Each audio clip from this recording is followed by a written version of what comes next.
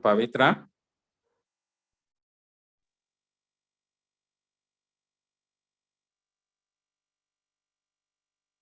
Are you okay, ma?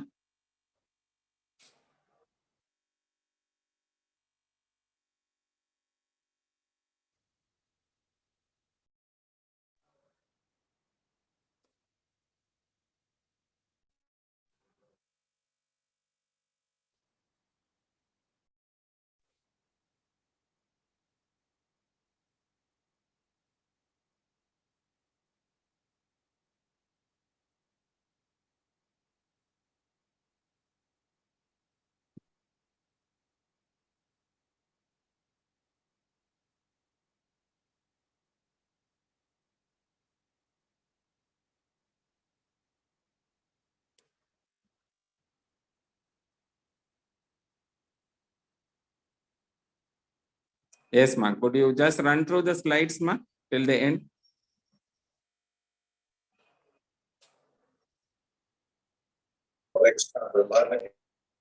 Jailal sir, good evening, sir. Thank you.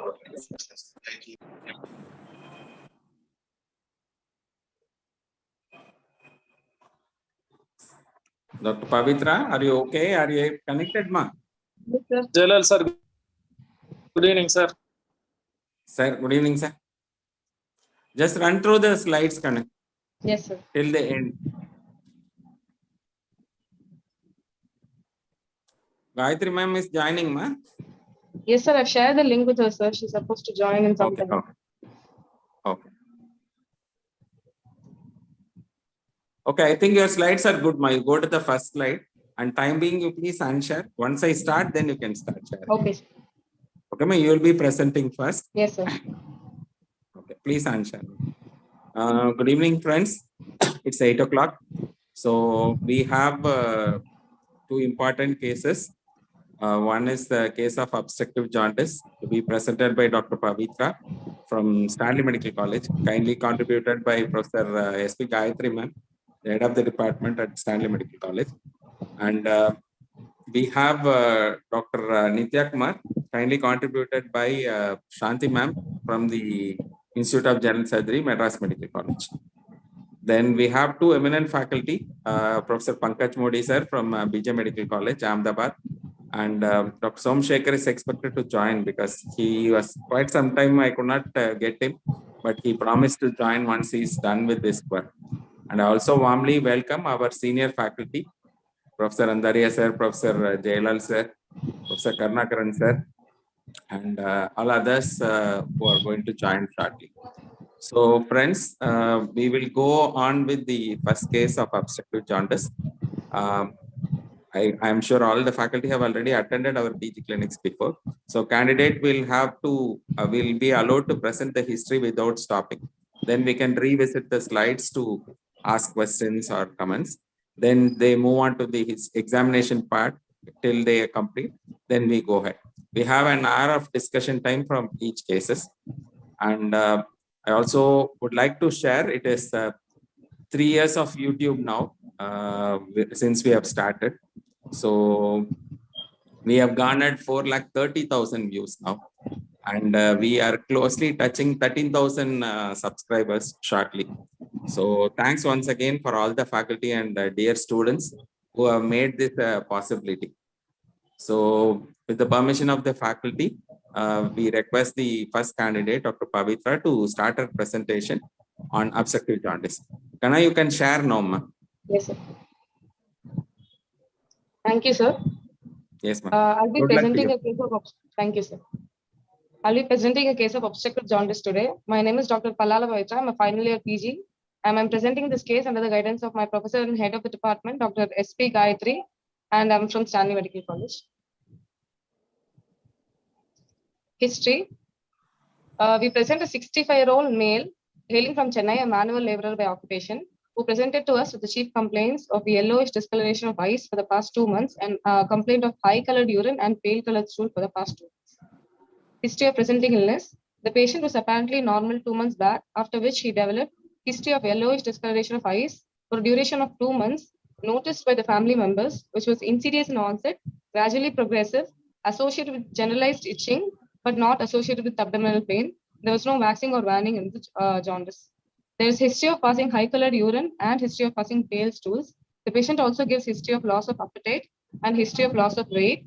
The patient was not able to quantify the weight loss. The patient does not give any history of abdominal pain or abdominal distension. There is no history of mass per abdomen. There is no history of fever or vomiting. There is no history of hematemesis or melena. There is no history of prodromal symptoms. There are also no previous episodes of biliary colic. The patient does not give any history of breathlessness, chest pain, hemoptysis, or bony pain. Past history. There is no prior history of blood transfusions, multiple sexual partners, tattooing, IV drug abuse. There is no history of chronic drug intake or drug allergies. Comorbid history. The patient is a known case of type 2 diabetes mellitus for the past 7 years on OHAs. He is not a known case of hypertension, bronchial asthma, tuberculosis, coronary artery disease, or epilepsy. Personal history. He is a mixed diet consumer. His sleep pattern is disturbed due to itching, but is otherwise normal. There is normal bowel and bladder habits with no adverse social habits. Pavitra, I will take a minute to break you. Sorry. We welcome Professor Kanna sir and Professor Abhay Dalvi sir. Thank you for both of you joining us this evening. You carry on, Pavitra. Yes, sir. Family history. There is no history of similar complaints in members of the family, and there is no history of GI malignancies. Summary of the history. A 65-year-old male, a known case of type 2 diabetes mellitus, presented to us with painless progressive jaundice of 2 months duration associated with itching, high-colored urine, pale stools, as well as loss of appetite and loss of weight. The probable diagnosis would be obstructive jaundice of malignant etiology. Anna, you can go to the first slide, ma. Modi sir, other faculty here, please take over.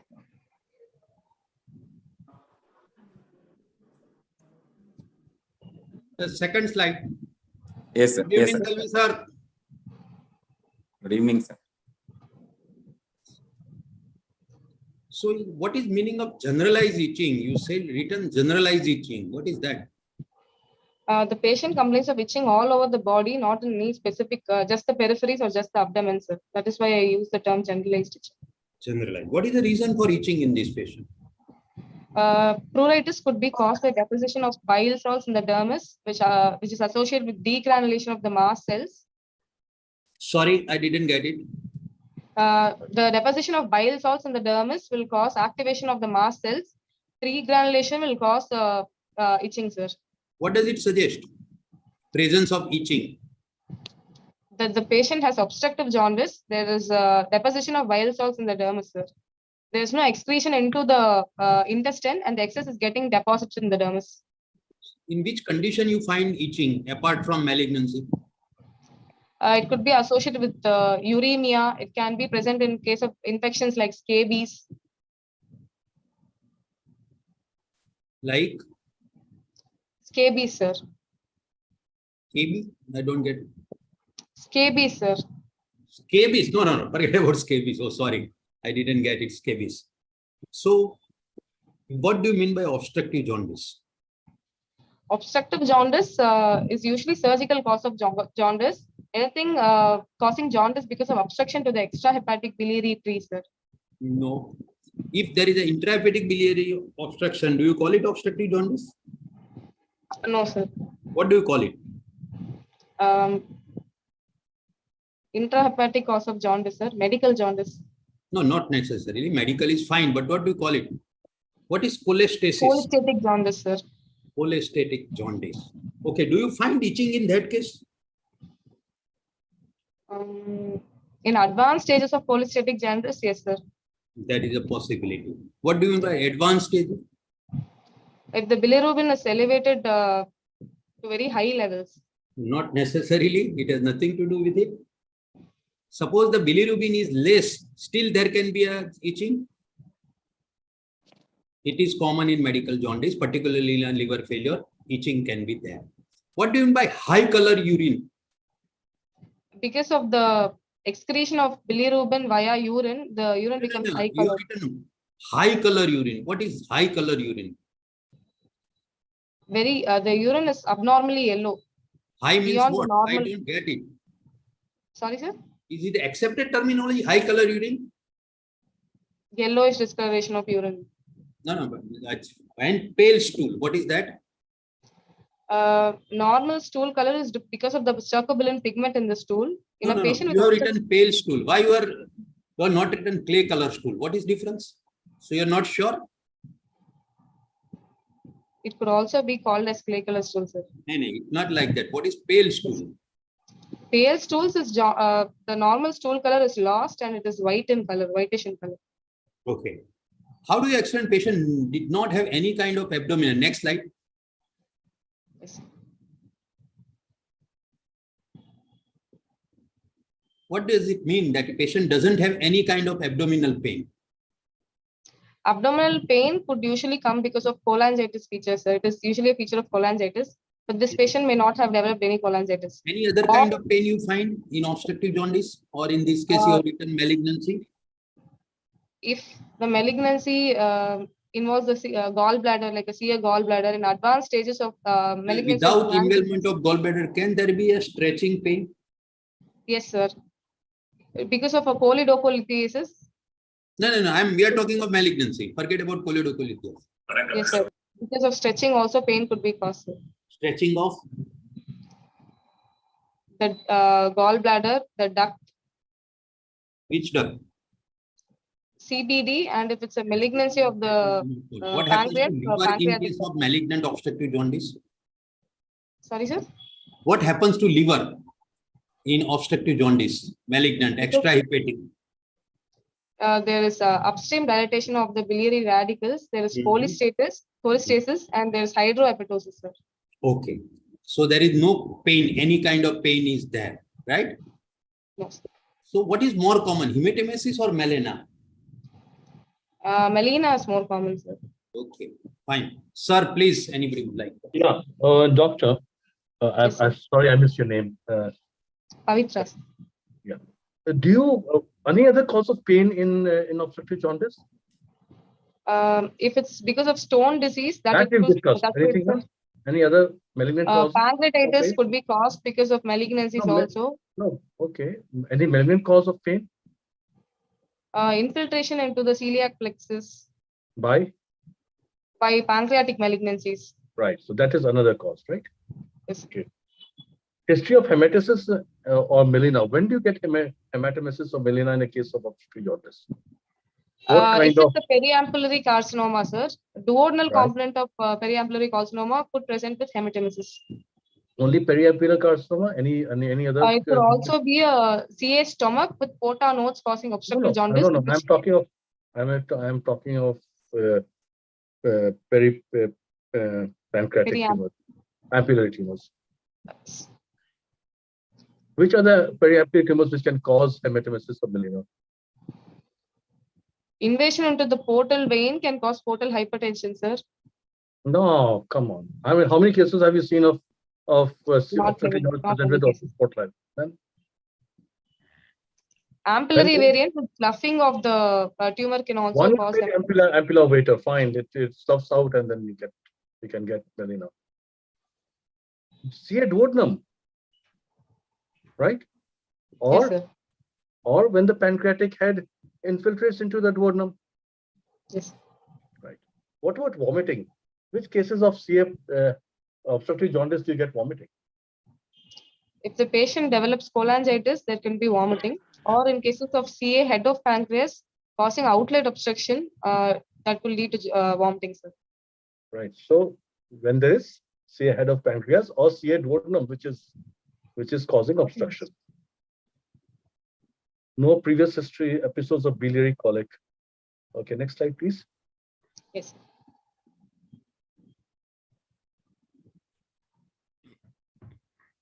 So okay, right. So please. So what do you think by your let's go to your differential. The association of jaundice with itching, high color, yellowish discoloration of urine, as well as clay colored stools, suggests there is an obstructive cause of jaundice, sir. And because of the advanced age of the patient and rapid progression of the symptoms, it could be That's because fine, of maybe that's fine. What could be the pathology behind obstructive jaundice? extrahepatic obstruction caused because of periampullary carcinoma. What kind of periampullary carcinoma? Mm, It is carcinoma painless. of the It is yes, sir. painless. Carcinoma of the head of the pancreas, sir. Okay. No. Pasha, So what history make you to think it is an obstructive jaundice? The association of But you jaundice never along with you have not described the jaundice. Is it a progressive deepening or is it a painless and static? progressive jaundice, sir. Is it a progressively deepening jaundice? Yes, sir. Painless as well as progressively deepening jaundice. Okay. And the patient is 7 years diabetic, they can generalize itching. And a Yes, sir. diabetic person can itself have a itching. Yes, And sir. why do you want to attribute this itching to obstructive jaundice? The patient has not had a long history of itching, sir. He has itching for the same duration as the jaundice, sir. No, Which is why I'm associated. it is strange to note all the three features came on the same time. Pallor in the feces, urine discoloration, and the jaundice. All three comes at the same time. Usually, no, sir. So usually which one comes first? Discoloration of the urine is first noticed by the patient, sir. Why? Why not jaundice? Jaundice, usually it is the relatives or someone who's a close relative that looks after the patient that notices the ictus. And it is usually No, not even noticed. occurrence. It is not only the patient is noticing, but it is happening or occurring. It's also the Later. primarily it is the urine, and then only it comes to the Sclera. sclera. Why? Because of the elevation of the bilirubin levels, it's So excreted what in the level has urine. to be there to produce a sclera jaundice or the jaundice clinically? Clinically, more than 3 milligram per deciliter will manifest as Why jaundice comes first in the sclera? Or because of the presence of elastin fibers, sir. an Which absence has of more melanin affinity. pigments. Sorry, sir. An absence of melanin pigments there. The Yes, sclera sir. do not have some melanin pigments. So that will mask it. So that is one reason more that it is coming there. But just because of there is a patient has a urine and you think because there's no associated pain, no other feature suggestive of any other malignancies, but you still want to think on the obstructive jaundice is the first possibility. Yes, sir. The short duration of history and the age of the patient makes me think towards malignant etiology. Okay. So what can be other possibilities? Sir is actually giving you hint. Yes. If it is not malignant, do you think of anything else? Which other common condition which present as obstructive jaundice? CPD stones can present as obstructive jaundice. CPD stone or choledocholithiasis. So why it is not choledocholithiasis? That's the indirect question. The patient does not give history of any pain abdomen, sir. Very good. That's why I was asking about pain. No pain. Which type of pain is common in that? Colicky pain, sir. Intense pain, which comes in bouts, sir. Yes. What else? It is In case associated of with vomiting. choledocholithiasis? It will be associated with vomiting, and there are intermittent periods where the patient is pain-free. Pardon? Intermittent? Periods where the patient has no pain. No. Why there is vomiting? It is associated with vomiting also, sir. Why there is vomiting? Distension of the bile duct will.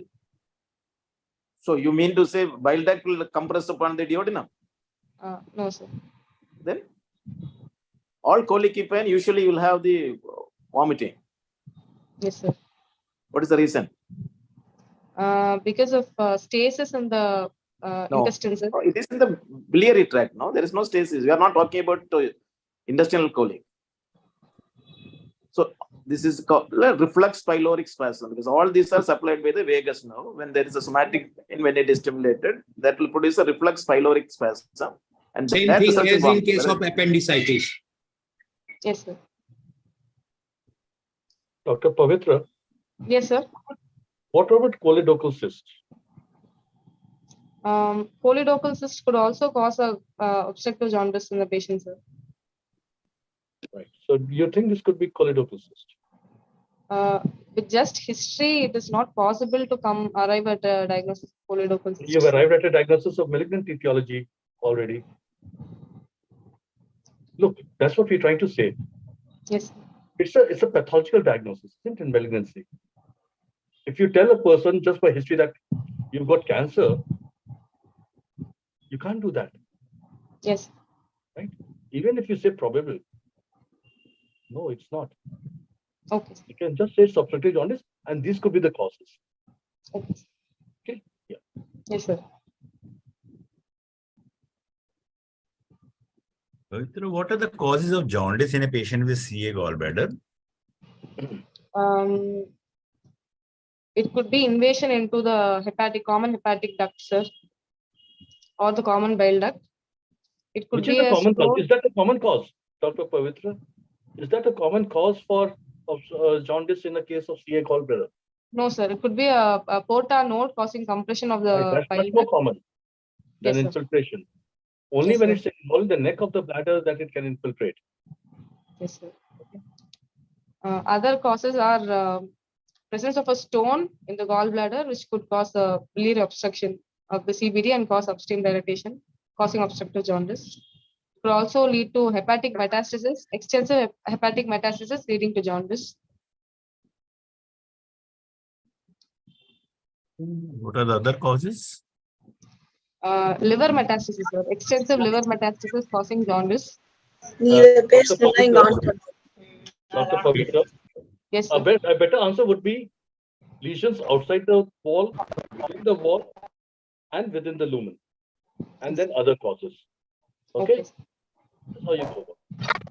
Pavitra, can you tell that if there is only solitary metastasis in the liver is there, can Yes, that sir. cause jaundice? A solitary metastasis usually does not cause jaundice, sir. Only if more than 80% of the liver gets decompensated, then it will lead to jaundice. So where can be the metastasis which can cause, it's a solitary metastasis, but it Um, can cause the jaundice? in the caudate lobe, sir. Segment Compressing 1 if it is I- there. Yes.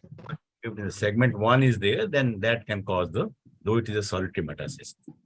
Yes. What is the chance of having the stone in the gallbladder, in CA gallbladder? Around 80 to 90% of the patients will present with the gallstones. And what is the chance of having the CBD stone in the CA gallbladder? Less than 10% of the patients. Okay. Then other reasons are that there may be direct invasion may be there, you know? Like if it is arising from the cystic duct, you know, there can be direct invasion, or it can be compression also in that area, and it can cause the jaundice in the carcinoma gallbladder. Yes, sir. How do you differentiate between only by the history that whether you are dealing with a case of carcinoma head of the pancreas or periampullary carcinoma? Patients with carcinoma head of the pancreas will give a painless progressive jaundice history, sir. Whereas with periampullary variant, there is usually waxing and waning pattern of jaundice, where the patient will have periods where jaundice No. is lesser. Sorry, Dr. Pavitra. Waxing and waning is seen only 20% of ampullary Yes. carcinoma. It's not very common. Yes. Then head of pancreas malignancies are more commonly associated with vomiting and symptoms suggestive of gastric outlet obstruction, sir. Okay, Dr. Whereas, Pavitra. yes, How much sir. percent of periampullary carcinoma? What is the distribution of various malignancies in periampullary carcinoma? Which is most common? Most common is the carcinoma of the head of the pancreas. And how much percent is that? Around 50 to Yeah, 60%. more than half. More than half. Others are much rarer. Right? So if a patient has a waxing waning jaundice and it is associated with the melena is there, then Yes, that sir. goes in favor of the periampullary carcinoma. Variant. But Yes, if sir. these two things are absent and it's a progressive jaundice is there, then it is more likely to be carcinoma head of the pancreas. Yes, sir.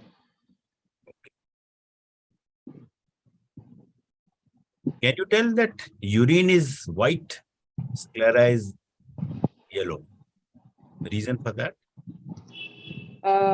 Urine is white when there is no bile pigments, sir. This is usually more common with unconjugated hyperbilirubinemia, medical causes of jaundice like hemolysis, sir.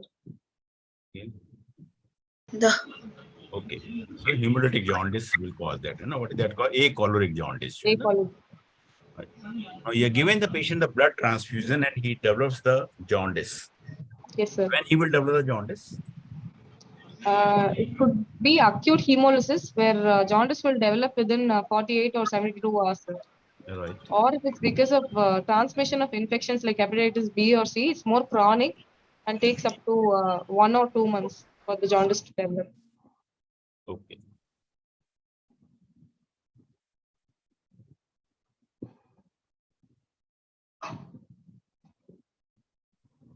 Can we go to examination, sir? Okay, Dr. Pallavi, let's go to the examination. Yes. On examination, after obtaining consent, the patient is examined in the well-lit room with adequate exposure in both the supine and the sitting posture. The patient is conscious, oriented, and cooperative. His ECOG status is 1. He's thin-built and moderately nourished. Hydration is fair. Ictus is present and it is noticed in the sclera and the oral mucosa. There is no cyanosis, clubbing, generalized lymphadenopathy, or fetal edema. There are no signs of liver cell failure. Scratch marks are seen over the abdomen and in the peripheries. Vital signs: the pulse rate is 70 per minute. PP is 100 over 60 millimeters of mercury in the right upper arm in the sitting posture. The patient is afebrile and the saturation is 98% in room air. Perabdominal examination. On inspection, the contour is flat. Umbilicus is normal in shape and position. All quadrants move equally with respiration. Scratch marks are seen over the abdomen. There are no dilated veins, scars, or sinuses. There are no visible peristalsis or pulsations. The renal angles show no fullness. Hernial orifices are free. External genitalia appear normal, and the left supraclavicular fossa shows no fullness. On palpation, there is no warmth. There is no tenderness. The gallbladder is palpable as a globular mass of 3 cross 3 centimeter dimensions in the right hypochondrium. It is firm to touch, smooth surface, well-defined borders in the medial, inferior, and lateral aspects. The upper border is not palpable, and I am unable to insinuate my fingers under the right costal margin. The mass moves with respiration and has side-to-side mobility. The extent of the mass, the lateral border is the medial border is the lateral border of the right rectus muscle. The inferior extent is 3 centimeter above the level of the umbilicus, and the lateral extent is 3 centimeter medial to the 3 centimeter medial to the right midclavicular line. The liver is enlarged and is palpable 2 centimeter below the right costal margin in the right midclavicular line. The liver is non-tender, firm, with a smooth surface and a sharp border.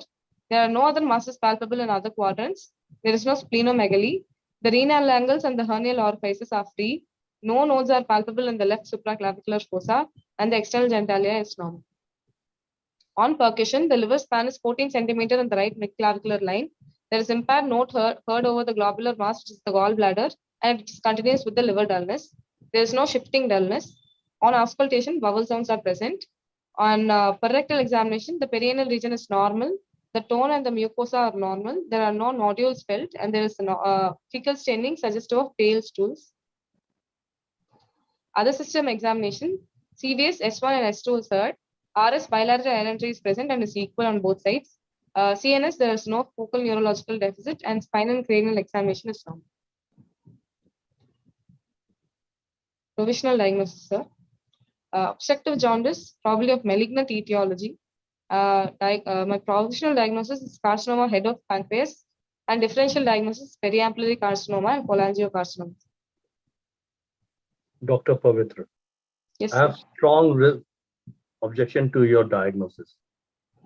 Head of pancreas is different from periampullary? It is not. Yes, sir. So that's why. Okay. Why have you not kept your diagnosis of CA gallbladder? In CA gallbladder, the patient more commonly presents with ascites and pain also, sir. Do they? Pain? Does CA gallbladder present with pain? Usually. It's more They present their stones. They may present without pain. Okay, let's go back to your examination. yes. There are two things which are on. You said no warmth. What do you mean by no warmth? You think the patient is cold? Or why do you have to test for warmth in a case of? You think you thought it's a case of CA gallbladder or obstructive jaundice because of malignancy? What are you looking for warmth? Why are you looking for warmth? Is there an abscess? No, sir. Then just for completion, this is MBBS level. Don't mention it. Right? Okay. What about pulse? You said 70. You think it's normal? The patient, I would expect him to present with relative bradycardia, sir, because of obstructive jaundice. And why does that happen? Maybe it is relative, sir. The patient could have had a higher pulse rate earlier. It's called relative bradycardia, or just it is absolute bradycardia? Is there bradycardia in a patient of obstructive jaundice? There is. Yes, sir. And the reason is? Deposition of the bile salts in the sinoatrial node, sir, which is the pacemaker. Right. So it stops, it suppresses the activity of the node. Yes, sir. Sir, please. So.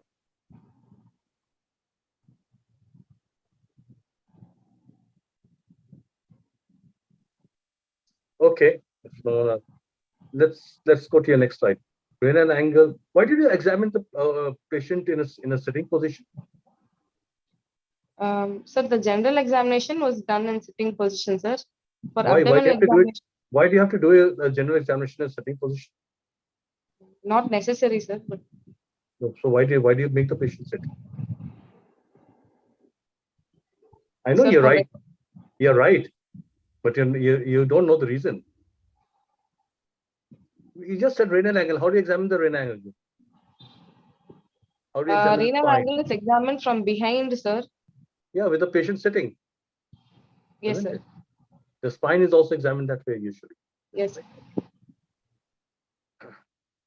Okay. Hernial orifices. Okay. I mean, this is just for completion. Yes, sir. Right. You may not mention it here. Okay. There's no case, right? You may not. This is a case of obstructive jaundice. You may not mention hernial orifice. If Okay. someone asks you, tell them. Right. Next slide, please. Sorry, sir, just a minute. Please, sir. Go back, sorry. So you have written last. I don't know whether I had to go because of my daughter's phone. Have you discussed left supraclavicular fossa? No fullness. What is that? On inspection, looking for nodes in the left supraclavicular fossa. So are they usually visible? That's what I would like to know. You are talking of inspection. Not usually visible, sir. So you specifically look for left supraclavicular? Yes, sir. Why? Because it's at the junction of the left IJV to the left subclavian vein that there is a backflow and enlargement of the node, sir. No. I am not asking you mechanism. Why did Yes, you sir. examine left supraclavicular? In advanced stages of malignancy, intra-abdominal malignancies, enlargement of left supraclavicular fossa nodes is an indication that it's advanced, sir. Pardon? So, which malignancy you normally find? Pancreatic malignancies, stomach malignancies, testicular tumors. Why left? Why not right? You know that both sides, that same thing is that jugular trunk opens. The thoracic duct empties So into the answer should be the thoracic duct. Yes. Right? So why it goes to supraclavicular directly or indirectly? What it doesn't happens? go at the level of the insertion of at the level of drainage of the thoracic duct, sir. Because of the increased tumor load, there will be occlusion of the thoracic duct, sir. So backflow of the tumor That is cells. back pressure, right? Very good, excellent. So what is it known as? That sign is known as Troisier sign. Pardon? Troisier sign, sir. Troisier sign. Okay, why it is known as a who was Troisier? Okay, anyway, forget it. Great. But I would rather say that it is not an inspectory finding almost always. Yes. No visible neck node. It is normally left supraclavicular, but can be a. Some take it. How come that supraclavicular fossa is in abdominal examination? That's what I actually want. Okay. So it should be separate. After palpation of abdomen, you look for others. First, you examine the abdomen. If there is any abnormality in abdomen, then you look for that. It is not a part of abdominal examination. It is a part of your after completion abdominal examination. Right? Yes, sir. What will you look for on inspection in umbilicus? Whether the umbilicus is inverted or everted, if there is any associated nodules around the umbilicus. If there are periumbilical dilated veins, caput medusae. Okay. Very good. Will it be transversely stretched or vertical, if at all? Transversely, sir. Transversely because of. Please continue. Next. Epitom.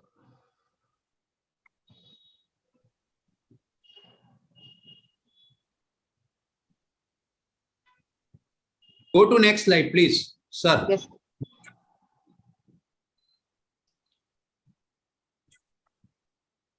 Okay. Another thing, Pavitra, I would like to tell you that it's a gallbladder, isn't it? Yes, sir. So just say that in the gallbladder region, right? Right hypochondrium. Instead of 3 centimeters, 2 centimeters, all that doesn't make much of a sense. It doesn't convey much of a meaning. Yes, sir. And second point is there, it is never in right hypochondrium. Keep that thing in mind. If you draw that all 8, 9, it will almost always in right lumbar. So the better is the gallbladder area. That is a better right hypochondrium. Or you say right quadrant, upper quadrant. Right quadrant, yes. Okay. And so one more point. Why did you write down non-warm? Is it hot or cold? Superficial palpation of abdomen. It was not warm. What is the normal temperature you call of body? Warm or cold or hot? So you should not say not warm. Temperature is normal. Normal. It should not be not warm or non-warm. Warm is a normal phenomena. So not warm means either it is hot or cold.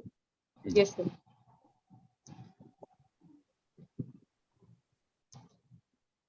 Okay, next slide, please.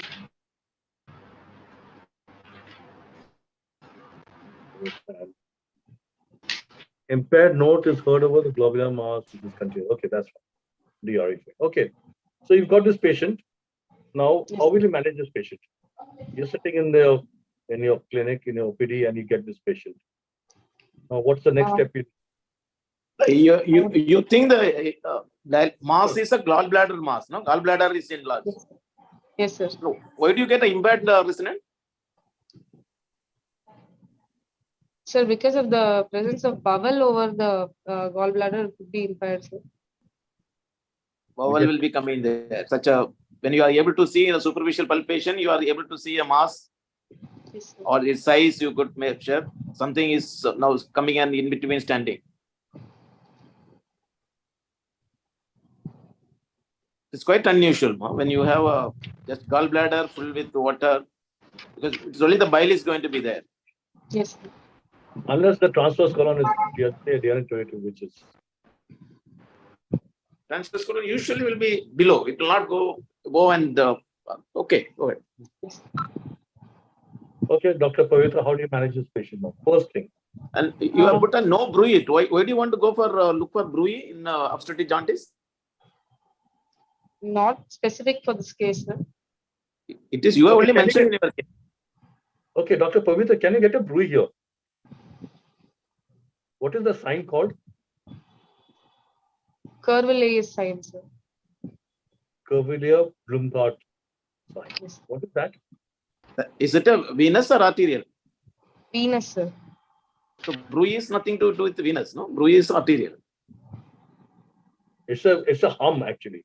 It's not even a bruit. It's called a Curvilier Blumhardt hum.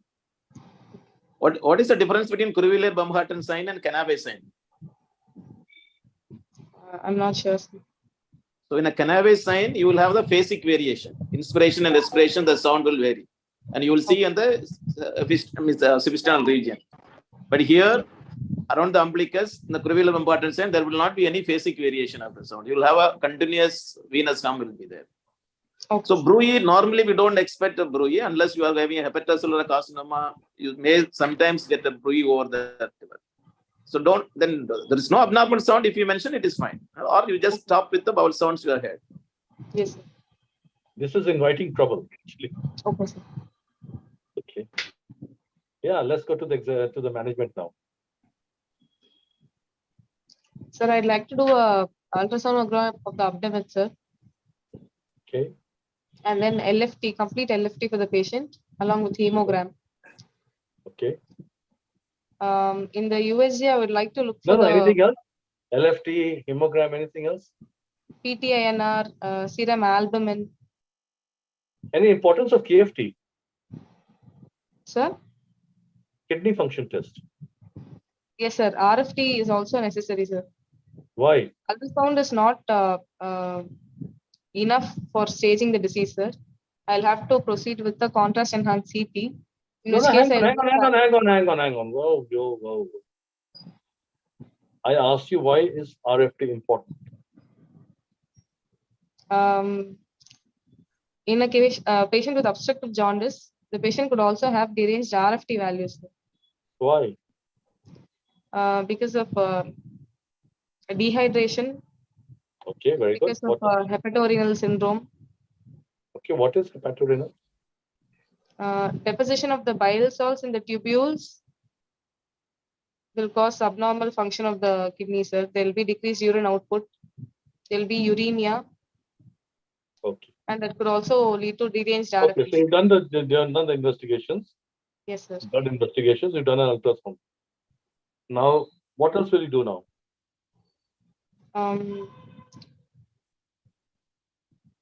I look for tumor markers also, sir. Okay, that's fine. What tumor marker will you do? Find out. CA19-9 and CEA, sir. Okay. And then what will you do with the patient? You send these samples. You got an ultrasound done. We'll have to interpret the ultrasound, sir. You interpret this, whatever it was, let's forget that. You got ultrasound. Now, what will you do with the patient? We'll have to correct his dehydration if there is any dehydration. So you We'll have to admit the look. patient and correct his dehydration. Okay. Yes, sir. Well, hydration is one. What else? We'll have to look if the patient has any coagulopathy, in which case we'll have to correct the coagulopathy. So if there's no coagulopathy, you'll not correct it to take action over it. We'll look at the PTINR value, sir, and if it's deranged, PTR then is we'll normal. PTR is normal.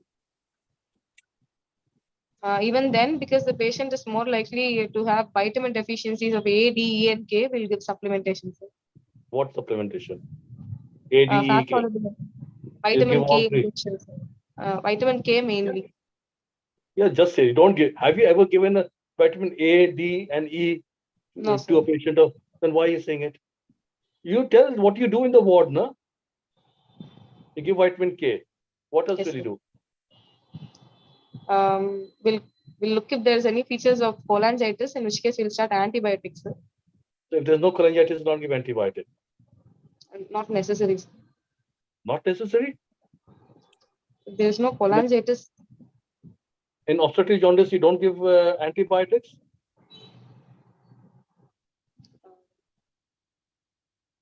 Okay, you give antibiotics. Now I ask you, why do you have to give antibiotics? there is stasis in the bile duct. That's fine. Static bile is prone to infection. More important, jaundice is an immunosuppressive condition, Yes, sir. right? So you have to give an antibiotic. If your bile gets infected, you're doomed. The patient is doomed. Yes, sir. Okay, so control of infection, control of coagulation, hydration. Now what else? Nutritional status of the patient, sir. You have to correct the hypoalbuminemia. So how will you calculate his nutritional status? On, How do you know on inspection, we look for any signs of vitamin deficiency. You have anthropometric and you have biochemical. Yes, sir. Okay. So please. So how will you define hypoalbuminemia? Albumin, which is less than 3 milligram per percent, sir. 3 milligram per deciliter. Is it total protein which is important, or AG ratio, or albumin? Unbound serum albumin, sir. Okay. So what is the bilirubin level of this patient? This patient had 25.1, sir, total bilirubin. Oh, total. Dr. Purita, I'd just like to say something.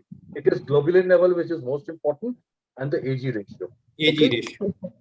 Okay. Why? Because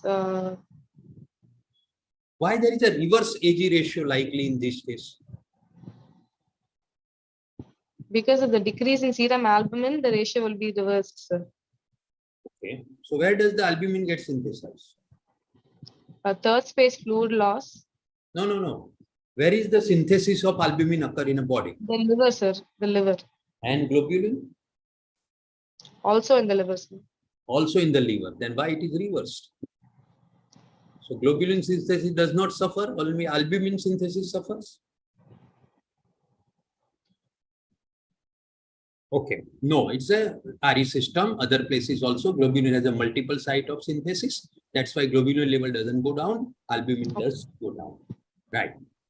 So what is the PT-INR is 1.2, right? Yes. So now USG findings are suggestive that patient is having gallbladder which is distended. What else is there? One second.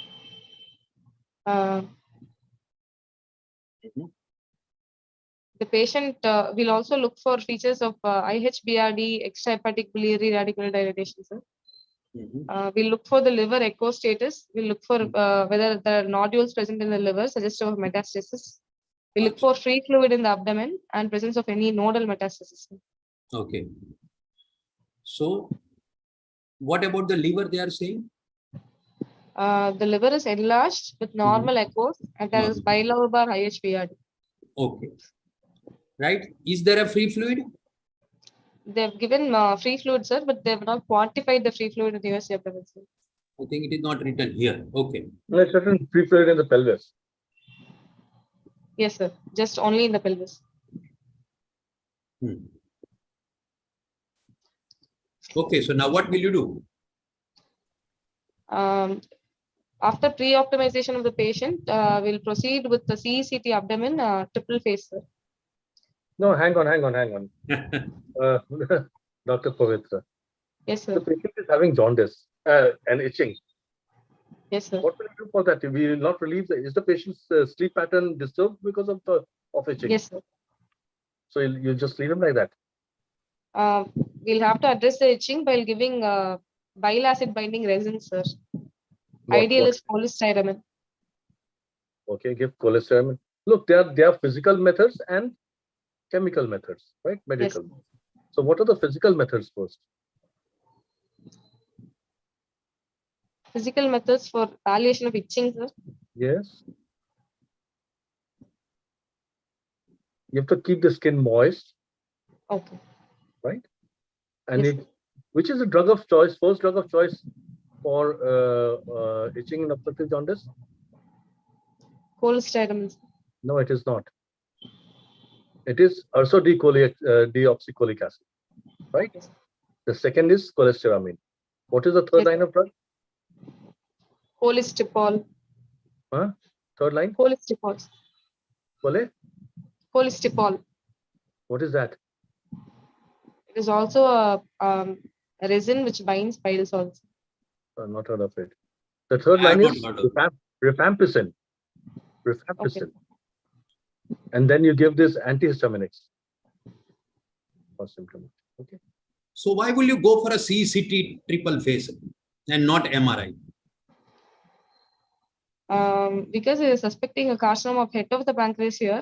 CCT triple phase will give more information than an MRC. No, hang on. Why are you suspecting carcinoma head of pancreas here? Is there anything in the ultrasound which says that this carcinoma head of pancreas? No, sir. Then why? How come you've decided that it's carcinoma head of pancreas and requires a triple phase CCT just because of the radiology written it? No, sir. No. Then the patient has suspicious narrowing distal part of the CBD, sir. But they have not given it as but they have not commented on the pancreas status, sir. It's just obscure. the narrowing in distal part of CBD, Yes, sir. can it be because of stricture? It could be, sir. No. It could be anything, but what do you think from your history? Stick to your finding. It's more likely a cholangiocarcinoma, sir. Whatever, we are not talking all. Can it be a stricture? It could be a malignant stricture, sir. No, I'm not talking malignant stricture. Why not benign stricture? Because of the short duration of history. Very good. Short duration, And, persistent, no previous history, no history of stone or anything. Right? Yes, sir. Okay. So the question remains, why CT? And that way triple phase. Okay, what is the importance of triple phase? Now let's come to that. Do you have to get triple phase in this case? Triple phase will give more information about the primary, sir, about the parenchyma as well as its relationship with the vessels. Sir. No. Pavitra, sir is asking what is triple phase? Just describe it. Give the idea about triple phase. What do you do in triple phase? How does it differ? You know So it? first, there is a non-contrast CT taken, sir, without any No, it is contrast. not called non-contrast, it's called pre-contrast. Yes, sir, Phase. pre-contrast. Have a pre-contrast. Okay. Yes, Then, sir. We'll Then what give do you look for this? basic What do you look for in biliary pre-contrast phase? What information you get in pre-contrast phase? the architecture of the biliary tree and the pancreatic ducts, etc., sir, as well as stone No. disease can be delineated Right. in non-contrast. Calcification, and if there are any heterogeneity. Okay. Then Yes, sir. what do you do? Stone. Then what is the next phase? Next phase is the early arterial phase, sir, taken at around 20 seconds following contrast injection. So what do you see? Why do you have to do that? What do you see there? Information about the parenchyma, the pancreatic parenchyma, is better delineated in the arterial phase, sir. It also gives information about the arterial anatomy, the associated SMA, celiac axis, etc., and any association, invasion or abutment or encasement of the arteries. And liver? Liver is better seen in the portal venous phase, sir. No. Hang on. We're not finished with the arterial phase. What about malignancy? Suppose there's a tumor in the pancreas. Yes, sir. Which phase is it best seen? The arterial or parenchymal phase, sir. Why? Because the tumor is highly vascular, there's enhancement during the arterial phase. So in the arterial phase, and in the washout phase, the dye will persist. Yes. In the tumor. Okay. So that third is what you should have said is, sir, triple phase is pre-contrast, arterial, and washout, or venous, what you call it. You understand? And each has its own merit. Okay, I agree with you. The question is that in the same scenario, USG, the USG shows there are multiple gallbladder stone with lower end of CBD stricture. Would you still do CCT or would you do something else? MRCP will be better for the patient, sir. Why? Why MRCP would be better? It will delineate biliary anatomy better. Yeah. What else? Though it is unlikely, possibility of CBD stone can be there. Right. In today's scenario, which is the best way to find out the CBD stone, which are small at lower end? Best investigation to find out the lower CBD stone. Just it is off track, let us forget it. Just if you know it, okay. Endoscopic ultrasound and very good. US, and it has come long way. We'll come to that little later. Okay, fine. So have you got the report of CECT? Yes, sir. Show you. So is it that only I am seeing that small slide, or everybody is seeing this small slide? No. It is small only, sir. The report is very small. Sorry, sir. Okay, I think you can change the axis of your mobile. It may be little. You can read the slides. I'm on laptop computer, actually, so I don't know. The computer is not showing well. In the mobile, it's okay. It's okay. Doesn't matter. Okay. It's okay. Just try to rotate if it can be seen little larger. Okay, fine. It's okay. Or else it's okay. Because I was unable to read it actually. That's what the reason. Yeah, that's right. Yeah. That's fine.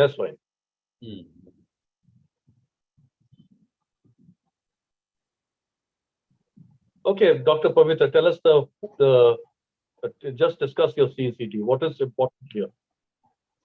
It shows an ill-defined hypo-enhancing hyperdense lesion in the distal common bile duct or the head of the pancreas. They're not able to clearly define the site of the lesion, but they give a loss of fat pen between the lesion and the pylorus and the confluence of the portal vein. The confluence of the portal vein is important here, sir, because they need to see if it requires reconstruction if the patient will go in for surgery. Okay, Dr. Pavitra. Yes. After seeing the report, do you think you should have got some other investigation done rather than a CT? MRCP, sir. MRCP would have been an ideal in this case. Sir. Okay, go on. Because of the discrepancy in the report, sir, whether it was from the distal CBD or the head of the pancreas. We also did an MRCP, sir. I'll be sharing it.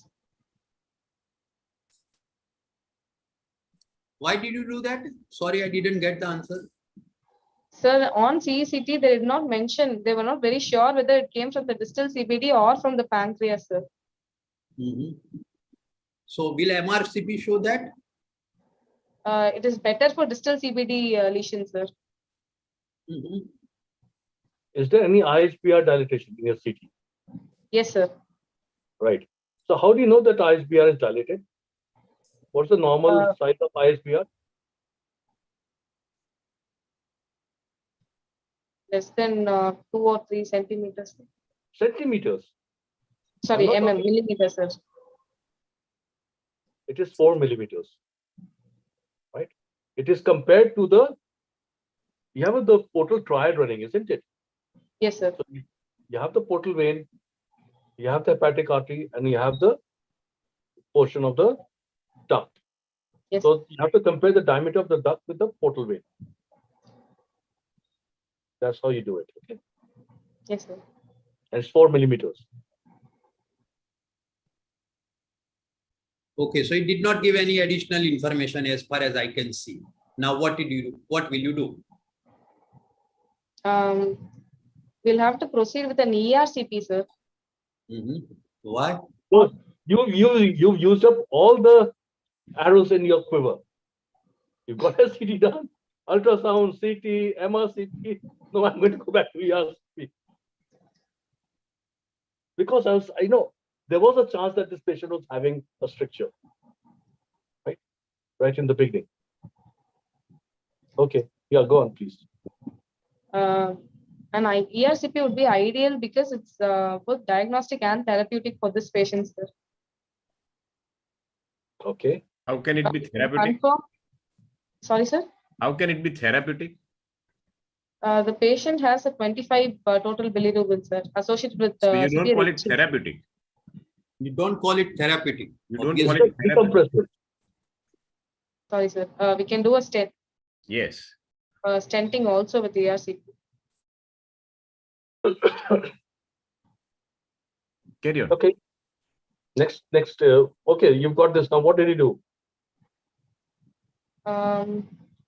Because of what next?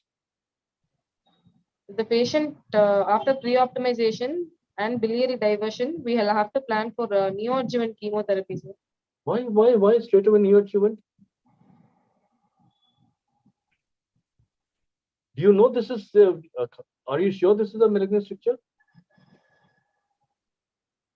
Look, the basic premise is that if you have to give a neoadjuvant, you've got to have a tissue diagnosis. Yes, sir. On ERCP. You can't go in for chemotherapy without tissue diagnosis. Yes, sir. So during ERCP, we'll try to obtain brush cytology, sir, for confirmation of malignancy. Pavitra, I have got 2 questions. Yes, is sir. it mandatory in this patient to do ERCP? Second, is it mandatory to have a biopsy? The patient will need some form of biliary diversion, sir. Why? Because the bilirubin is elevated so much that it's causing symptoms of itching. And so for what is the cutoff? palliation, Is there any cutoff, or what is the indication of stenting? Main indication of stenting in a patient of obstructive jaundice?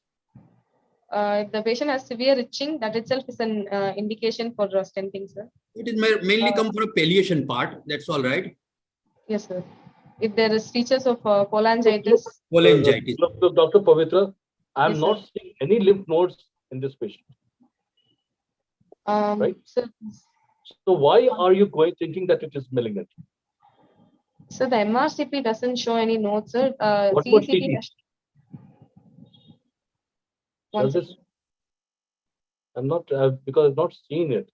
The CECT report shows porta hepatis, peripancreatic, and left gastric nodes. Subcentric, 1 centimeter. Subcentric lymph nodes in such a large this thing with so much, unlikely. Yes, sir. Unlikely. Right? So why do you think this is a malignant condition? Again, the history is a short duration of history, the age of the patient. Stricture can happen anytime.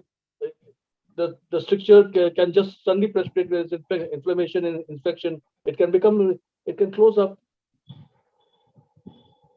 So it is a hypodense non-enhancing lesion on CECT, sir.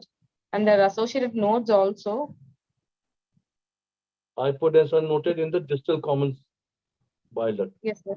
And there is also loss of fat plane between the lesion and the adjacent Loss structures. of fat plane. Okay. Between the lesion and the pylorus and confluence of portal vein. These are all suggestive of features of malignancy, sir. So just by CT findings, you think you label the patient malignant? No, sir. Just a probable diagnosis, sir. We need confirmation with the. So you, right? Yes. Either you going for some form of confirmation. Tissue diagnosis.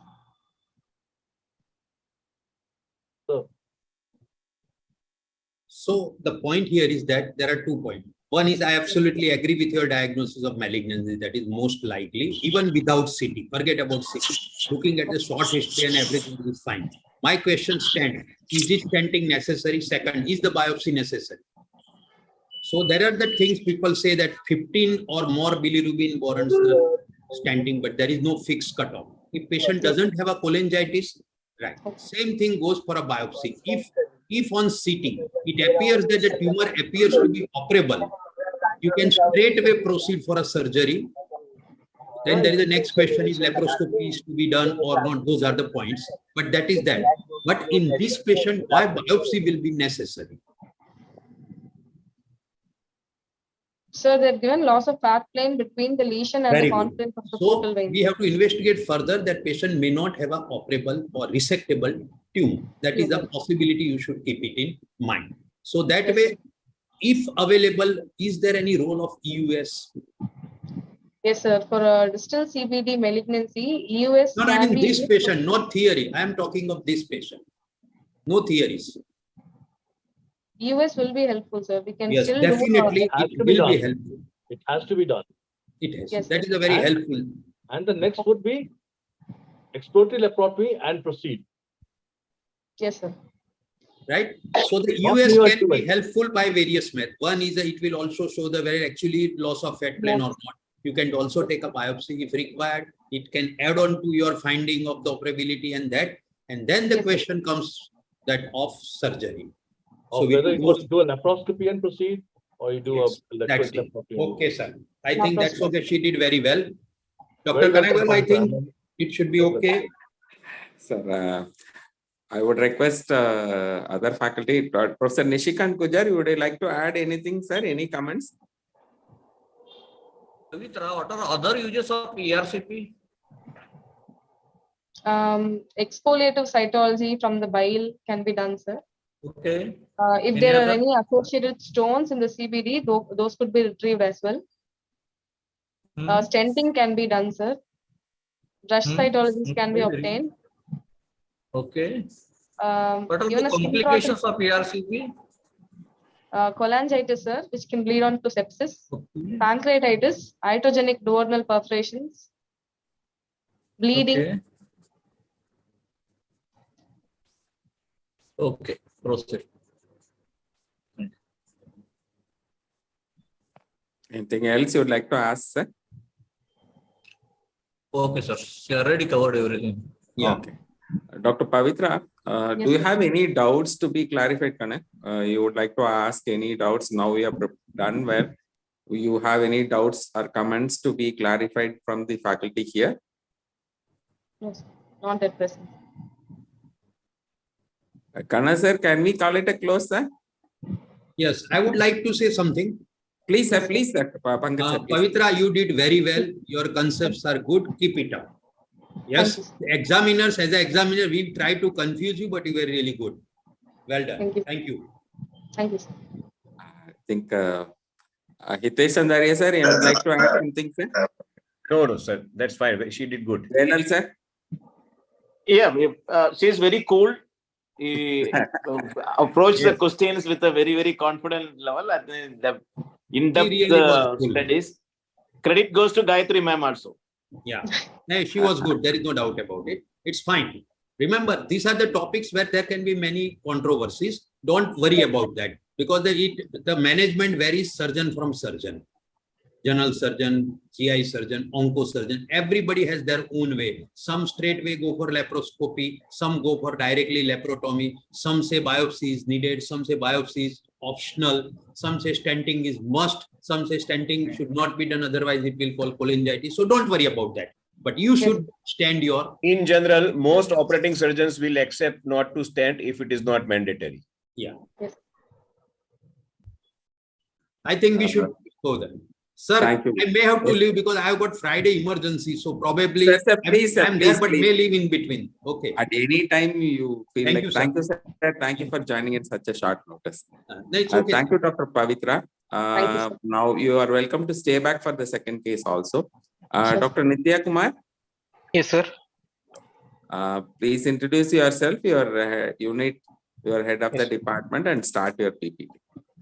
So good evening, sir. I'm Nitya Kumar of MMC postgraduate, final year postgraduate. I'm presenting case of mass abdomen. I'm from the S7 unit with under the guidance of PS Shantiman, who is the HOD of the general surgery department. With her guidance, I'm presenting this case. Thank you. So Can I please share your PPT? yes, so 1 second, sir.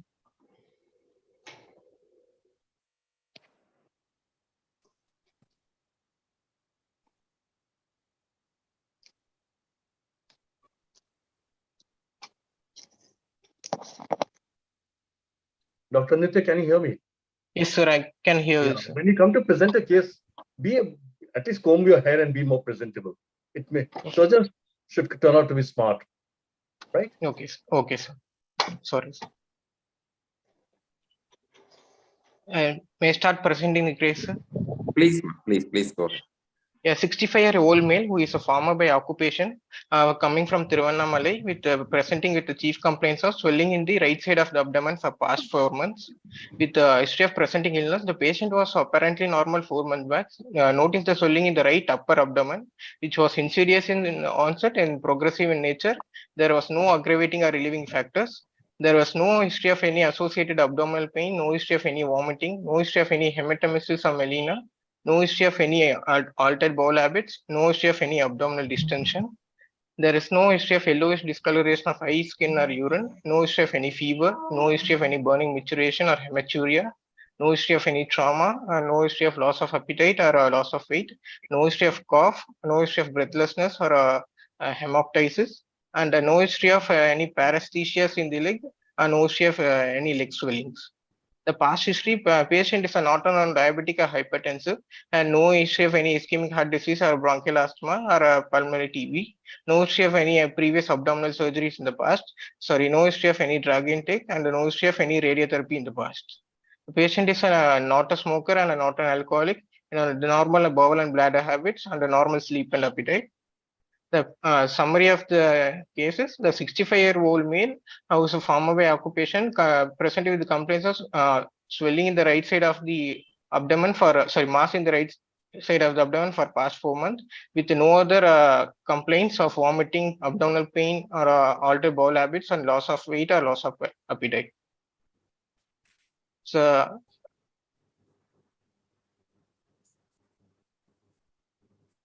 maybe we come to the probable provisional diagnosis from the history is we may not know only the patient complaints of only swelling for past 4 months, no other positive history from the positive history is present. Maybe it may be a benign swelling or a benign or a malignant cause may be there. From the history, we couldn't make out what is the cause. What made the patient to come to you? See, he noticed the swelling, sir. No, you said the 4 months swelling. Swelling or mass? Mass, sir. Mass, sir. Mass. It Yes, is progressing, increasing in size. Increasing in size, sir. So you think it is a benign then? It's a malignant, sir. Can you just tell me one mass in the intra-abdomen which goes on increasing in size? So any mesenteric cyst also may possibility is there, sir. In So intra-abdominal. and pseudocyst can be present, so but no previous history of any acute episodes is there, so in this patient. Okay, mesentesis will not come to you without any symptoms of the abdomen. So here Yes, is a sir. patient who comes only with the mass, no symptoms, nothing to with any bowel habit, nothing is there, and is coming to you. Yes, sir. Something must have forced the patient to come to you.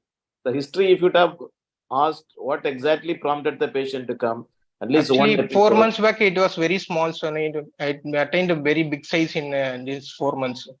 No, that way your presentation does not reflect that. Patient has come because of the huge size or something like that. Otherwise, patient will not come to you. So you are yes, only sir. trying to project all the negative things and you are not projecting anything positive on the history. Patient may have felt heaviness or some difficulty in any of the Yeah. other. From the patient history, there was no any positive histories other than the mass. Never ever put the blame on the patient. It is the mistake on us. We are not asking adequate question to elicit his problems. Exactly. Always just not. This is a difficult case, but you should have Yes, sir. gone little more deep and asked more question. As sir has said that difficulty in walking, difficulty in lying down. Such a big Yes, mass sir. is there. He must be Yes, a sir. manual worker, and any difficulty in the manual, nothing was there. Okay. Yes, sir. You said just altered bowel habit. What do you mean by that? So no altered bowel habit in this No, what do you patient. mean by that? Altered bowel habits. So any diarrhea may be present or other than the normal habits. So somebody Those- has a diarrhea, you call it as an altered bowel habit. No, sir. The spurious diarrhea may be in case of obstruction. What do you expect in such patient if at all there is any GI problem? What do you expect most commonly for a mass? Sir, bleeding. So bleeding may be there, sir. Or commonest, large mass, commonest. Is it diarrhea? No, sir. Constipation is then why do you use this Yes, word? sir. Sir is giving Sorry, you the hint not to use Yes, this sir. word. Okay, sir. Why you ask history of paresthesia? See, this is a large mass is there, sir. Any compression over the spinal canal can no, sir. Spinal cord nerve. History, there is no negative and positive points other than mass. Sir? As per your history, there is no single positive points. Yes, sir. You mean to say the mass will compress on the spinal cord? Larger mass never cause these symptoms. In case of malignancy, infiltration is there, means it can cause. Other than malignancy, which mass causes pain in paresthesia or lower limb edema? Commonest masses that causes lower limb edema or paresthesia. So any compression in the iliac vessels may cause edema. Can it be a retroperitoneal tumor? Yes, sir. Retroperitoneal. That is malignancy. You say that then. Yes, sir. So retroperitoneal tumor can cause paresthesia. May cause, sir. Varicose veins. Secondary varicose may produce, sir, because of retroperitoneal mass. So swelling is on right side of abdomen or left side of abdomen? Right side of the abdomen, sir. Without any symptom. Yes. Yes, sir. So according to history wise, which symptomatology you kept in mind before asking question to patient or before taking negative history? Which history we have to ask to exclude the swelling in the right hypochondriac region or right lumbar region? Which history we are supposed to ask? So patient is having any headache or palpitation, any incidentaloma may also be there, sir. Because the why you are going to the remote rare diagnosis? Commonest conditions in right side of the abdomen. Any cystic swellings may be there. Hydroureteronephrosis may also cause without pain because of obstruction. Chronic obstruction may be. Without urinary symptoms? Yes, sir. Patient without pain, hydroureteronephrosis also may be there, sir.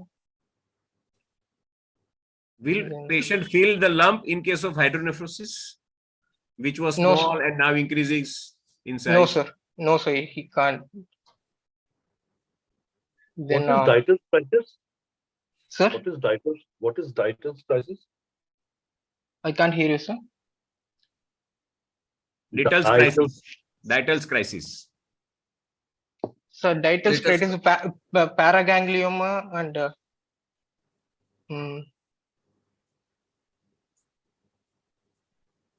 it's something to do with the kidney. That is related to hydronephrosis. yes. So the paraganglioma may present with It's not paraganglioma. Because of some obstruction, the urine collects inside. yes, sir. So usually Dieter crisis is because of obstruction that hydrourethronephrosis there, sir. That suddenly after relieving of the obstruction, that hydrourethronephrosis may disappear, so suddenly. Why does the obstruction get relieved? The stone may because of any stone causing obstruction. The pressure inside rises so much that it opens up and then POG obstruction. Okay, sir.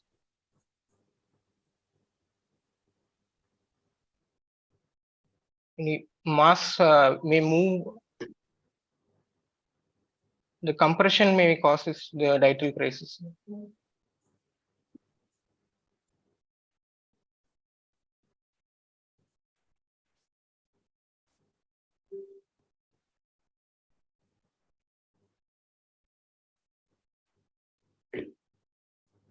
Examination then, sir. Sir? Okay, Nishir, let's go to examination. Yes. Yes, sir. After obtaining the consent, patient was examined in a supine position. Patient was conscious oriented and oriented to time, place, and person. Patient was moderately built and nourished. The weight of the patient is 68 kg and height is 165 centimeter. And the BMI of the patient is 24.9 and ECOG performance status is 0. And the pulse rate of the patient is 72 beats per minute and blood pressure is 130/80 and the respiratory rate is 20 per minute and the patient is afebrile and the hydration status of the patient is fair. There was no pallor, no icterus, no sinuses clubbing and no generalized lymphadenopathy or pedal edema. And this is the clinical pic of the patient. On inspection, a vague mass of 12 cross 12 centimeter present in the right hypochondrium, epigastrium, and right lumbar region. Mass does not move with respiration. On leg raising, mass becomes less prominent, and umbilicus is in midline and inverted. And all quadrants moves corresponds with the respiration. And on lateral position, mass does not move to the opposite side. And there was no any dilated veins over the mass, and there was no any pulsation or peristalsis. There is no any renal angle fullness. The hernial orifice is normal and external genitalia is normal. And palpation wise, the inspector finding is confirmed. There is no any local rise in temperature or tenderness in the regions of abdomen. And then the mass of size 12 cross 12 centimeter is palpable in the right hypochondrium and epigastrium and right lumbar region, which is a smooth surface with ill-defined margins and mobile. Not mobile and firm in consistency and not pulsatile, which is not bimanually palpable, not palatable, and swelling does not move with respiration and not able to insinuate the finger between the mass and the right costal margin. And superior border is not palpable. And medially, it is 2 centimeter from the midline, and laterally is 3 centimeter beyond the midclavicular line. Inferiorly, it is 12 centimeter above the line joining ASIS and pubic symphysis. There was no any guarding or rigidity. And examination in left lateral position, mass does not shift to the opposite side. There was no any renal angle tenderness, and hernial orifice is normal. And external genitalia, the scrotum is normal, testis is normal. There is no any varicocele. And bilateral supraclavicular region, no palpable lymph node. And percussion wise, there is no free fluid in abdomen, and the dullness, dull note was over the mass continues with the liver dullness, and the rest of the abdomen is resonant on percussion. and auscultation as a normal bowel sounds were had, no bruit over the mass. Per rectal examination, normal sphincter tone with no palpable mass and no palpable deposits, and fecal staining is present. And systemic examination wise, the normal CVS, CVS S1, S2 were had, and no murmurs, and normal vesicular red zones in the RS and no added zones. And CNS wise, no neurological deficit seen, and there was no neurological and vascular system was examined, and which was normal. In bilateral lower limb were also normal, and examination of the spine is also normal. The summary: the 65-year-old male with former occupation with complaints of right-sided abdominal mass in the right side of the abdomen for past 4 months with no positive history. On examination, 12 cross 12 centimeter mass in the right epigastrium and right hypochondrium and right lumbar region, which with upper border is not palpable with ill-defined margins, smooth surface and not mobile, and does not move with respiration, firm in consistency, and which is palpable below right costal margins. The probable diagnosis is a retroperitoneal mass, most probably retroperitoneal tumor. The consistency of the mass is firm.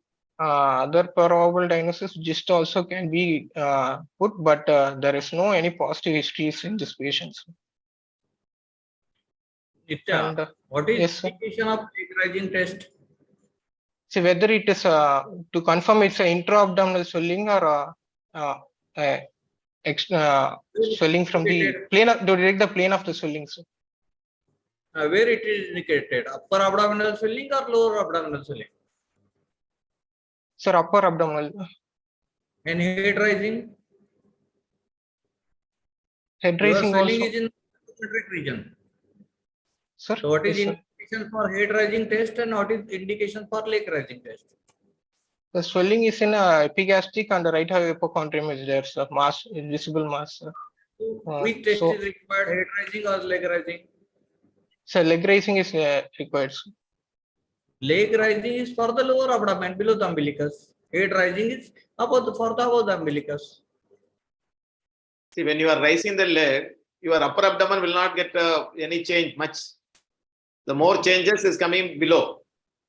So preferably, we use leg raising for the lower abdomen and the head raising for the upper abdomen. Okay. And both your inspection and palpation the same size. Inspection yes, also we put 12 to 12. Yes, sir. It is quite strange. A retroperitoneal mass having size on an inspection. So superficially 12 cross 12 centimeter is there. So, but borders and all could not able to. No, palpation also you have mentioned the same size. No, palpation you mentioned the borders also. In the palpation also the same 12 into 12 centimeter size. Yes, on inspection, vague mass or fullness? So actually fullness was present, so vague fullness. You will not be able to see such a good mass there in the inspection when it is a purely a retroperitoneal. You said no other symptoms, retroperitoneal mass. Sir, on a patient in supine position, and I could able to see the mass, sir. On a no, we are not saying that it is not a mass. No, we are not. But the size, when you are mentioning the size, same size. Yes, sir. That is one thing. Second, you said it is bimanually not palpable. Yes, sir. A mass which is coming to the anterior abdominal wall, visible in anterior abdominal, why it is not bimanually palpable? So it's not present laterally, sir. And lumbar region also, no? Yes, so it's not present, not fully on the lumbar region, so in a part of the lumbar region it is present. Yes, then what is preventing it from palpation? There is a mass in the retroperitoneum. You are seeing it in the anterior abdominal wall also. Yes, sir. Sir, sir, only in anteriorly it is able to palpate, sir, but on bimanual palpation, I couldn't, sir. Okay, you couldn't. Where is the renal angle? So renal angle is there is no fullness in this patient, sir. No, where is it? So behind 12th between the erector spinae and 12th lateral border of the latissimus dorsi and 12th ribs. How will you identify the 12th rib? No, sir. Ninth coastal margins. Where exactly you are looked for the renal angle? So lateral border of the latissimus dorsi and inferiorly by the no, so erector spinae, so sorry. What is that muscle? Erector spinae, where is it? Posteriorly. Is it a single muscle? So it is. So you are not, no, okay. Erector spinae is not a single muscle, it's a 3 muscles are there. Okay. Iliocostalis. Oh, you must know the exact boundary and how you identify the 12th rib and where you are going to look. Because such a mass here, you are seeing a big retroperitoneal mass and it is extending into the upper border. You are not able to insinuate. And what could be the mass you are thinking in terms? Sir, maybe it continues with the liver dullness. It's a solid mass, sir. Maybe malignant, maybe retroperitoneal. What do you mean by saying it continues with the liver dullness? The dullness continues with the liver dullness. So it is a solid, sir. Solid mass. So it is in touch with the liver. Yes, sir. So mass which is touch with the liver, why it is not moving with respiration? If it is a retroperitoneal, the huge mass cannot move with the respiration, sir. And what are the clinical features or clinical findings in case of retroperitoneal swellings? And what are the clinical findings in case of abdominal swelling, intra-abdominal swelling? So mass does not move with the respiration, sir, and does not cross the midline. And in case of retroperitoneal mass, and in intra-abdominal mass, mass moves with the respiration. Peristalsis may, in case of intraluminal, sir. Not moves with respiration, intra-abdominal. Moves with respiration, so most. Any retroperitoneal organ moves with respiration? Sir, retroperitoneal organ, first and second, sorry. Will the kidney move with respiration? So kidney, yes, sir, it moves respiration downwards and all when you say moves with respiration, it's only downward movement we are saying, not upward movement. When the patient inspires, it comes down. Okay.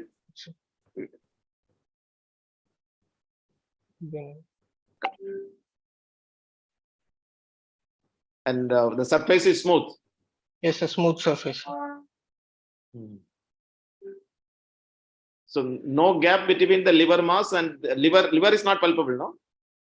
So liver is not palpable, sir. Actually, it is under the costal margins, not able to insinuate the fingers, sir. Then how do you say it is not a liver? So patient have no features of any jaundice is there, sir. No features of jaundice, and produce a jaundice. Hepatocellular carcinoma will not produce a jaundice. So no history of any fever, no pain is there, sir. Why fever in hepatocellular carcinoma? What do you think fever in a carcinoma? So tumor necrosis, tumor lysis may be there. Tumor lysis. Yes, fever can come in hepatocellular carcinoma because part of the paraneoplastic syndrome and IL-6 and tumor necrosis. We don't put that reason. Okay. No. Nitya. Yes, sir. How will you differentiate between renal swelling, right renal swelling, that from the gallbladder swelling? So renal swelling is ballotable, sir, and in a location of the swelling to be considered, sir. And it's if it is a gallbladder swelling, in case of gallbladder, sir, mucosal of gallbladder. So it is a soft in consistency, sir, and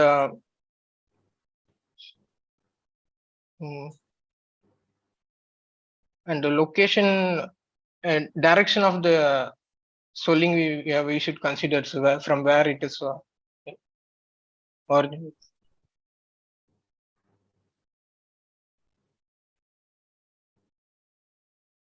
Mobility. So mobility, no, sir. This swelling is transversely mobile. Renal or gallbladder? Yes, sir. So gallbladder is transversely mobile. Yes, sir. What about liver dullness? So liver dullness is so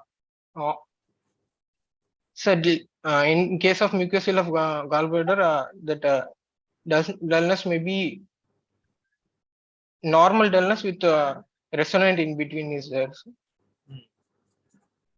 In case of renal swelling? In case of renal swelling, that continues with maybe liver dullness, sir, and the superior border cannot be identified in renal swelling. What about renal angle percussion result? So renal angle percussion, in case of normally it is resonance, sir. In case of increased renal swelling, it may be dull. And fullness may also be there.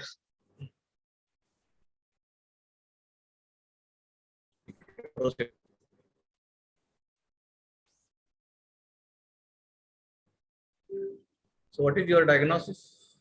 Clinical diagnosis on local examination wise? So local examination wise, maybe swelling arises from the retroperitoneum, sir, and the duration of the swelling is less than 4 months, and patient has a increased size of the swelling. Maybe possibility of malignancy also may be there, sir, but there is no any positive history. Maybe retroperitoneal tumor. Which history are you expecting in this case?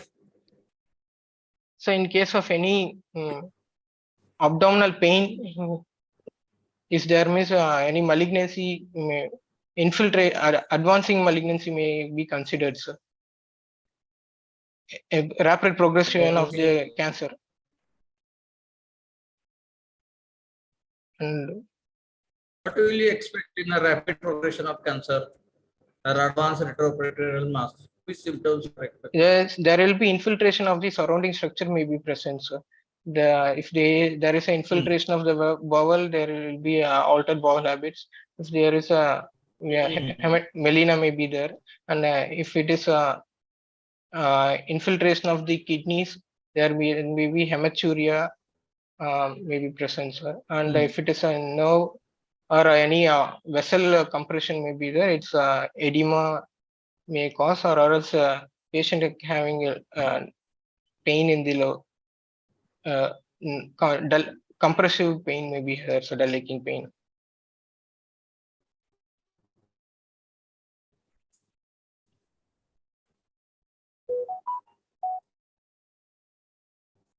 Why not it is kidney swelling? So kidney, so patient have no any no hematuria is there, sir. No history of any fever is there. No patient is not known hypertensive and not anemic, sir. This patient.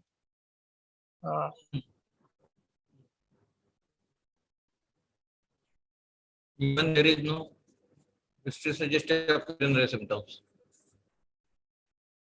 Yes, sir. Maybe possibility of a non-functional adrenal tumor may be there also. Non-functional adrenal tumor. Yes.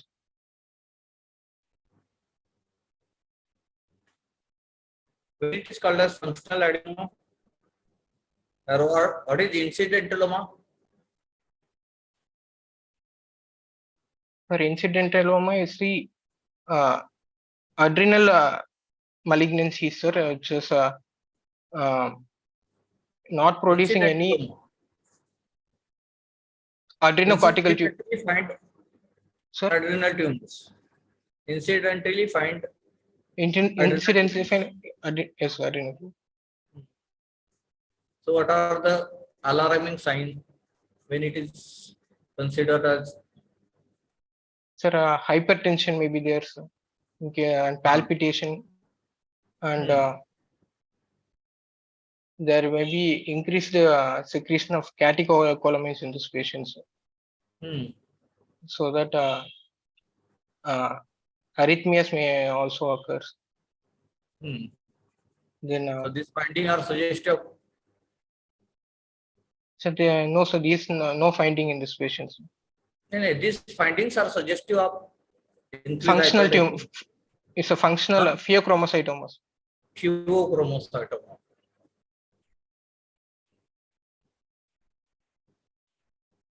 What else you want to mention in differential diagnosis in this case? So liposarcoma may be there, sir. Liposarcoma. Yes, sir. Why? It's a What patient are is the points for justification? so patient is an elderly patient, sir, first. Then Okay. and a rapid progression. Most common retroperitoneal is tumor is a liposarcoma. So that is first differential. But there is no other symptoms. No, sir. What are features suggest of malignancy? Other Features than suggest weight loss? yes, no weight loss, no loss of appetite, nothing is there. No weight loss, no No loss of appetite, sir. Yes. So what is your clinical diagnosis? So clinical diagnosis is a retroperitoneal mass, probably of malignant etiology with no constitutional symptoms. Suggest because the consistency of the swelling is firm is there, sir. Firm to hard. Then the patient it is a consistency is firm to hard. It's a firm only, sir, in this patient. In this patient, consistency is firm. Firm.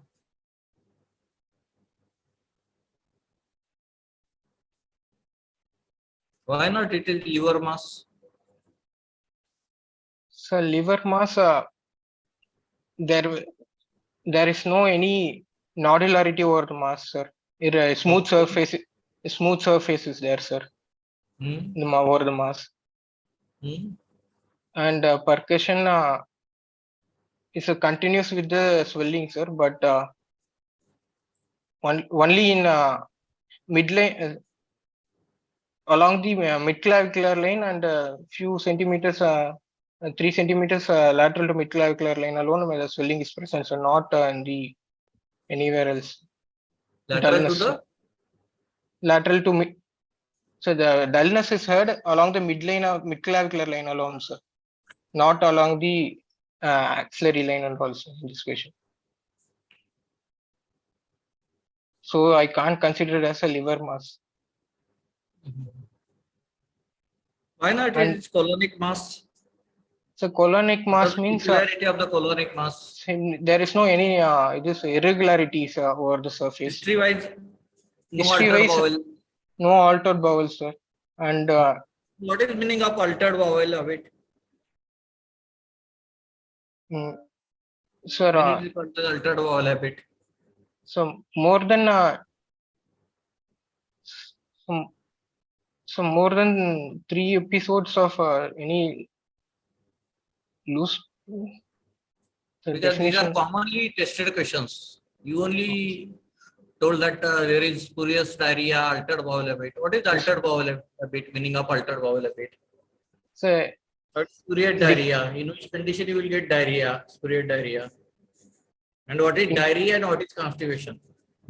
So diarrhea is more passing of loose stools more than 4 episodes or 4 episodes per day. With 4 or 3. So what is constipation?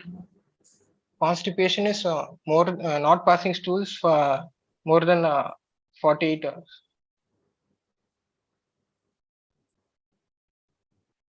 Be prepared with all this terminology while using the presentation, because these are commonly asked questions in PG exam. What is diarrhea? What is constipation? What is spurious diarrhea? What about spurious diarrhea? In which condition you will get the spurious diarrhea? In case of colonic growth, the causing obstruction, that solid stools may be obstructed. Colonic or rectal mass? In a rectal mass also maybe. Why there is spurious diarrhea? Sir, the seepage of the fluid discharged from the mucosa may pass. It is usually early morning period area. Yes, sir.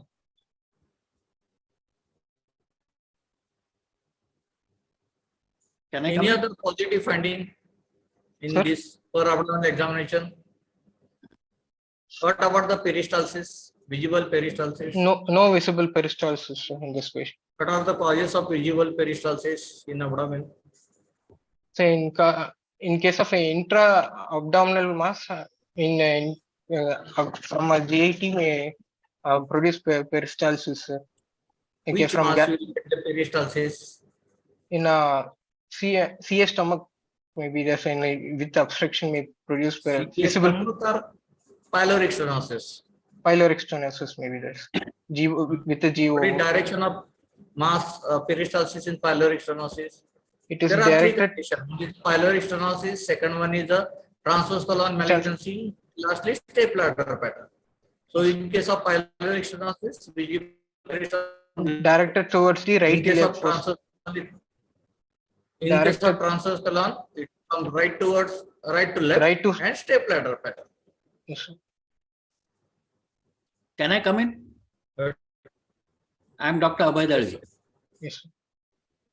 Nitya, you're doing well. Sir, You got a case of retroperitoneal mass Yes, sir. on the right side. Yes, sir.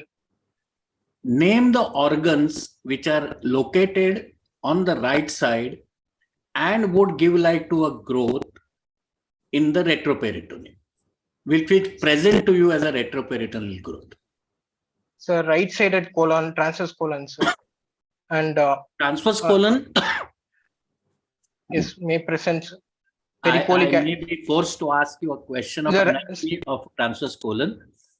So I don't want to ask that question. I just want to ask you, name the organs on the right side of the abdomen, right of vertebral column, which will give you a mass which clinically to you is retroperitoneal. Right-sided kidney, sir. And right adrenal, sir. Okay. And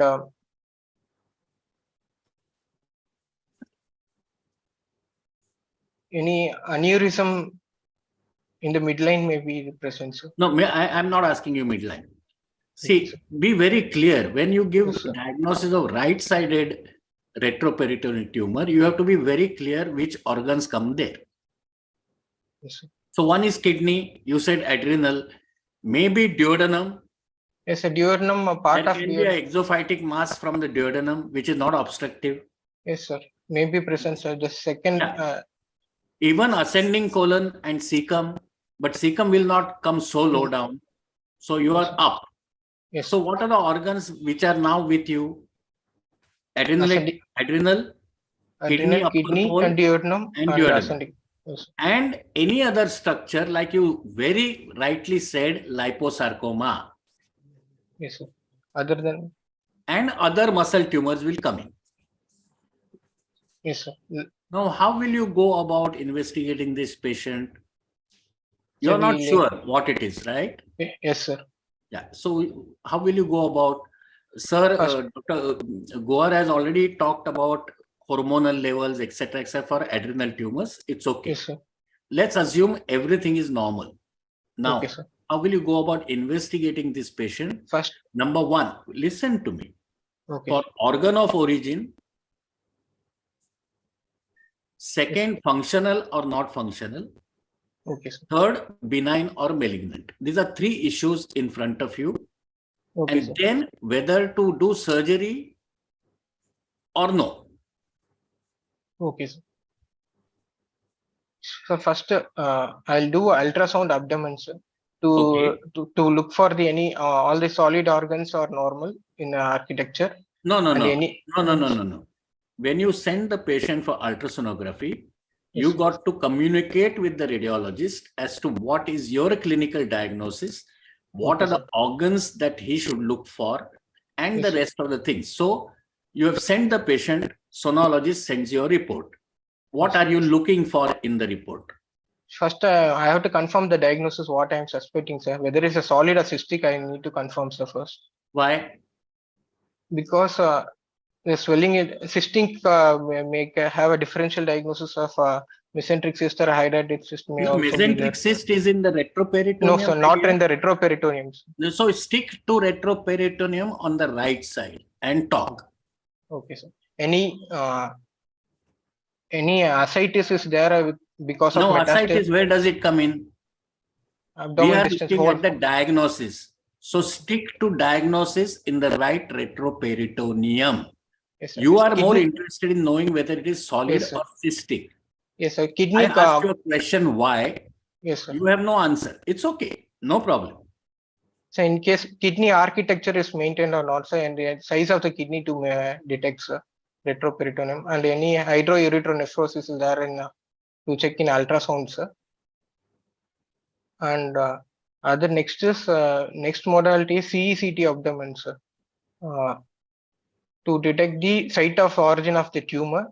The site of So origin of the you think ultrasound cannot tell you the site of origin of the tumor? retroperitoneum is difficult, so because of anteriorly bowel may be obscuring it, sir. Okay, fair enough. So you do a CT scan. Yes, So sir. you send the patient for CT scan. You tell the radiologist that this is my clinical diagnosis and tell me details about it. Okay, sir. What are you going to talk to? See, today communication is very little, and that's why you get wrong diagnosis from radiologists. So I'm asking you, how will you communicate with the radiologist who's doing the CT scan? Tell me something about this.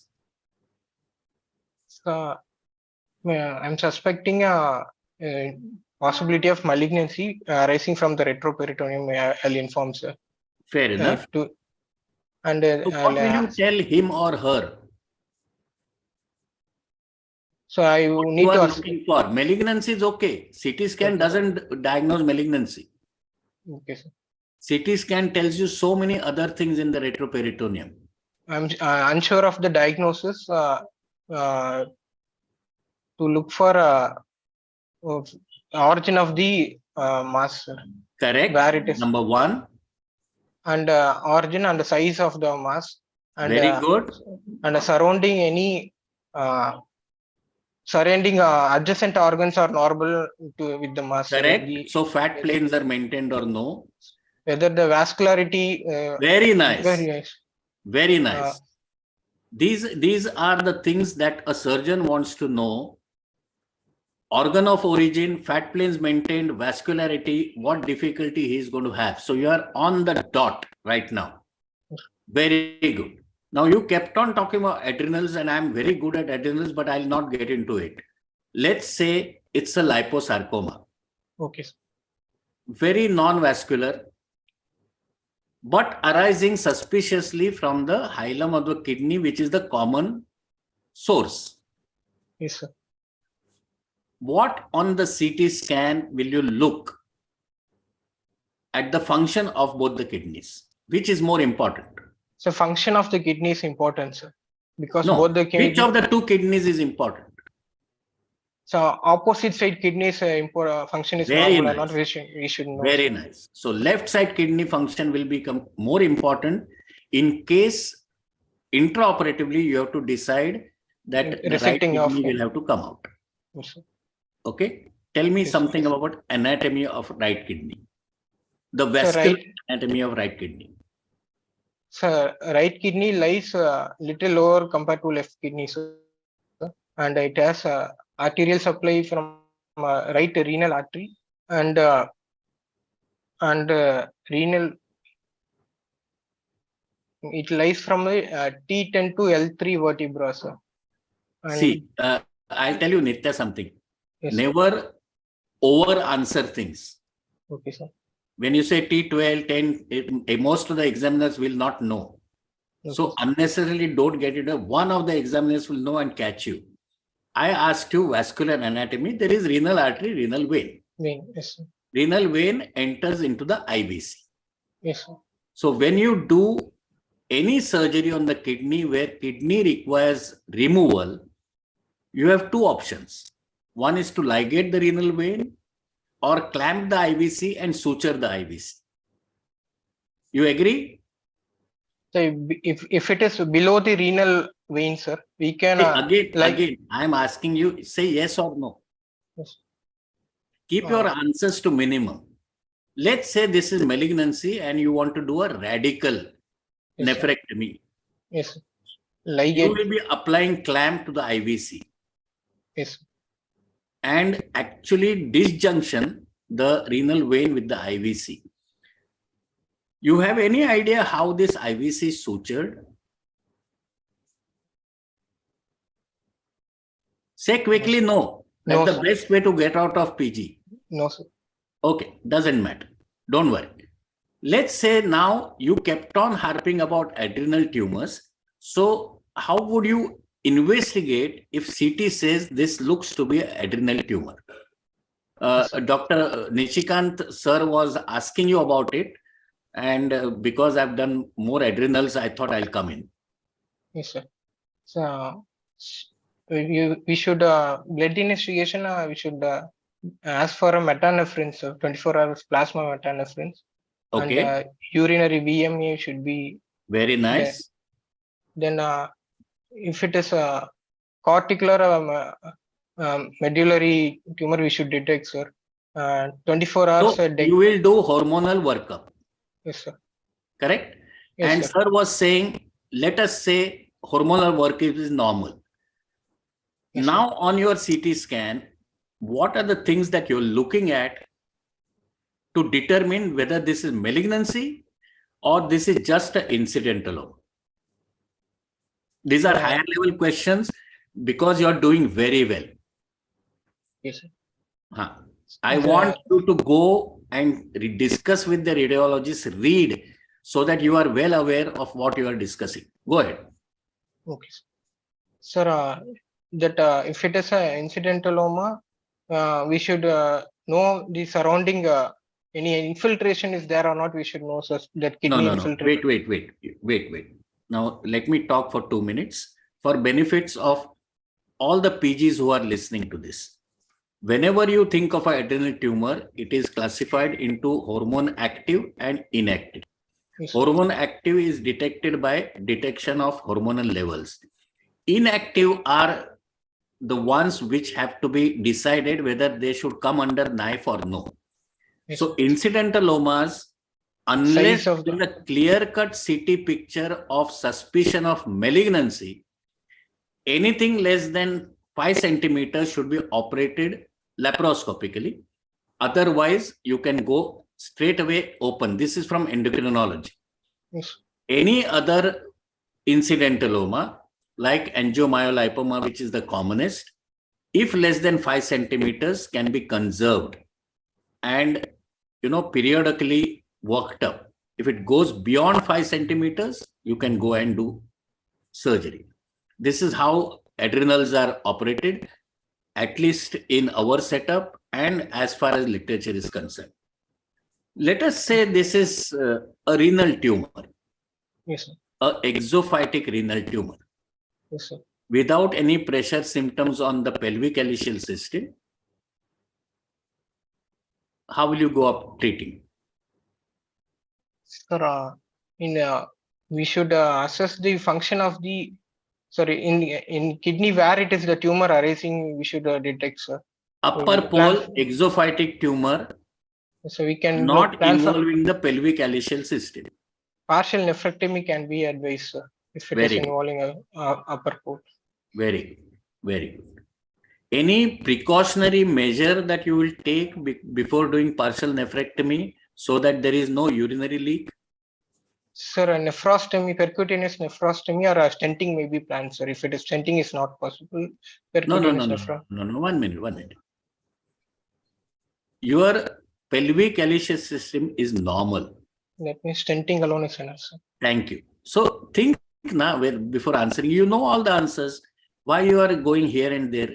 The problem with you all is you all go into theory books and not tell us practical things. Very nice. Good. Nishikant sir, you can take over. I will take your leave. Thank you. And all the best, Nitya. You're done well. Thank you, sir.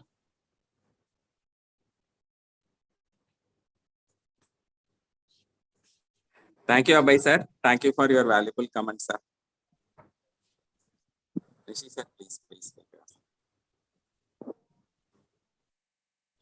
So how will you manage now?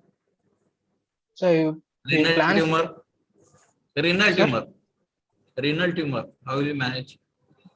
Just now, sir told that there is a renal tumor from upper pole. How will you manage? So upper pole, we'll plan for. We have to investigate the. So plan for nephrectomy, sir. Whether it's a laparoscopic or open, you have to decide, sir. Suppose it is RCC. Partial nephrectomy, sorry. Suppose it is RCC, renal cell carcinoma. Yes, sir.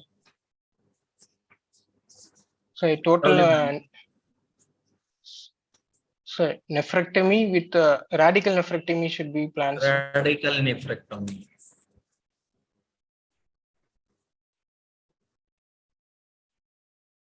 And suppose it is liposarcoma, retroperitoneal tumor. How will you manage? Yes. So en bloc dissection may be considered, sir.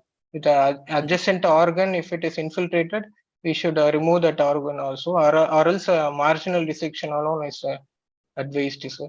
Or else we should grade after if we grade the tumor and plan for any post-operative radiotherapy, sir. How will you grade the tumor? So grade the tumor based on a mitotic index, differentiation and necrosis histologically, sir. We'll grade into 3 grades. Grade 1 is less than 3, sir. Grade less than 2. Grade 2 is 3 to 4, sir, and grade 3 is more than 6, 8, more than 5.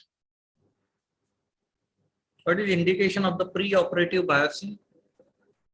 So in case of liposarcoma, the pre-operative biopsy not needed. So indication is any in case of unresectability, in case of any plan for neoadjuvant, if you're not confirming diagnosis, we should plan for a biopsy, pre-operative biopsy. Sir.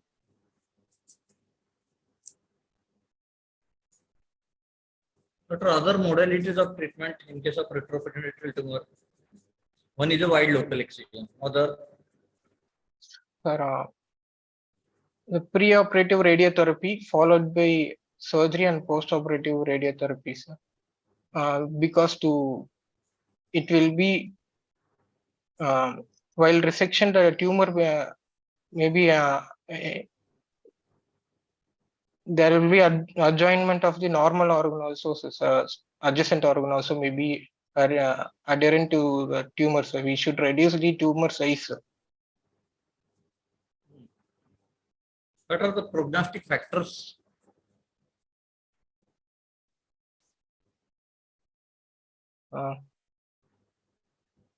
Just now you mentioned grade of the tumor, yes, completion of the surgical resection. Complete R0 dissection. Yes. These are the best prognostic factors. Yes, sir.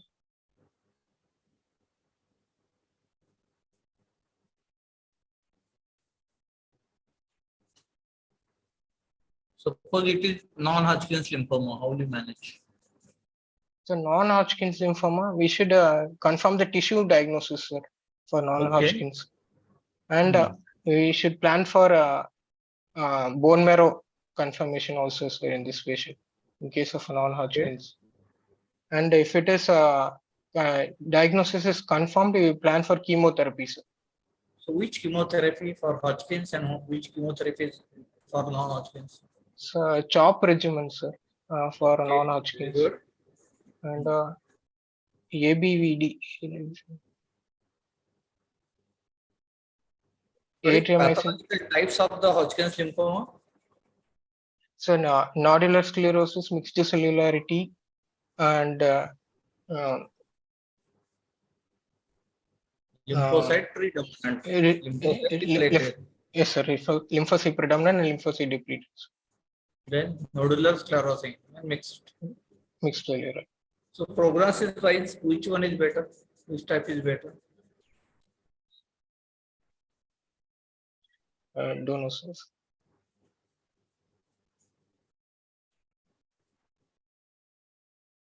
So, no. Kumar, Yes, sir. am I audible? Yes, sir. Audible, sir. What is the two significant advantage of ABVD over other drugs?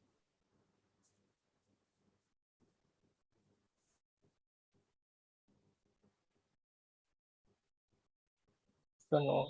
So you said ABVD for Hodgkin's lymphoma, am I right or wrong? Yes, sir. Yes.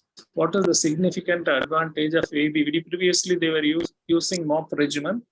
Yes. Yes, sir. Previously, the medical oncologists are using MOP regimen, which is totally replaced by ABVD. And what is the significant advantage of ABVD over other regimens? Sorry, sir. Do you know? No, Or let me No, answer? sir. No, sir. So there are two significant advantage of ABVD. One is the leukemogenic potential is almost negligible. So when you give a chemotherapy for a patient with lymphoma, after a decade or more, the patient will turn to you with the leukemia. Okay. So these drugs has got leukemogenic potential, which is almost negligible in case of ABVD. Point number one. Point number two is infertility or sterility. Again, it is very, very insignificant in case of ABVD when compared to other drugs. So these are the two significant advantages because of which ABVD has replaced almost all the regimens used in medical oncology for Hodgkin's lymphoma. That's all from my side.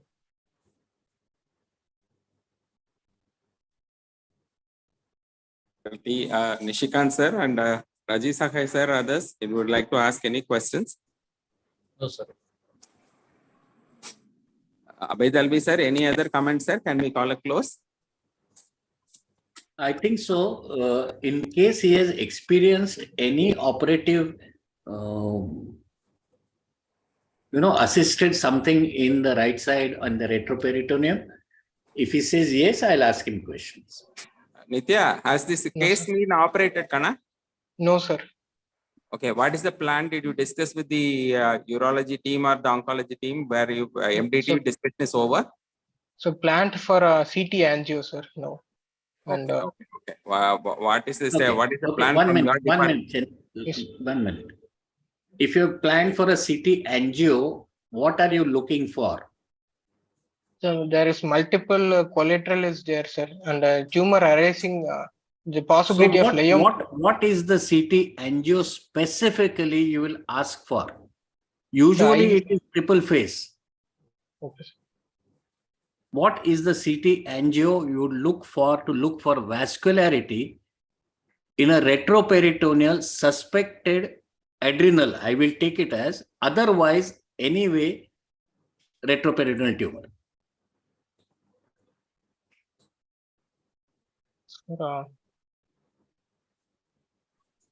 If you don't know, say don't know.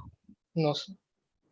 So generally for adrenal protocol CT, you have a 4-phase CT. Is the early arterial phase, the late arterial phase, the venous phase, and the plain. Now, what you are looking for is whether this is likely to be malignant or no, number one. Okay. Number two, how many of the arterial feeders are there which you are going to tackle? Most of them will be small, but you have to remember that they come from the aorta. Adrenal on the right side has a very stable anatomical system. So you have got 3 arteries, the superior, middle, and inferior, which come in. But you have got a single vein which gets into the IVC. So you have to take these 3 millimeters cuts at venous level to see where actually the vein is entering the IVC. If the tumor is arising from the upper pole, the vein will be lower down. Whereas if at all the vein, tumor is arising from the lower pole, the vein will be high up under the liver. So surgeon has to plan his surgery as far as adrenal is concerned very, very carefully, have a good team to do it. So it's not a plain CT that you do and discuss with radiologist.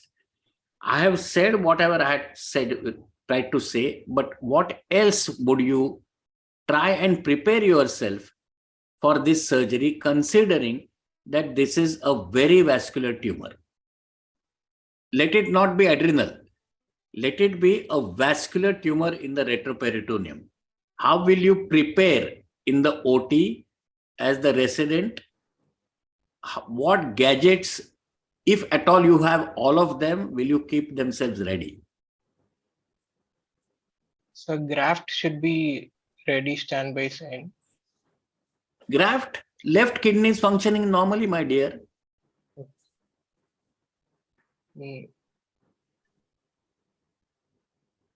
Let's say you're doing a nephrectomy,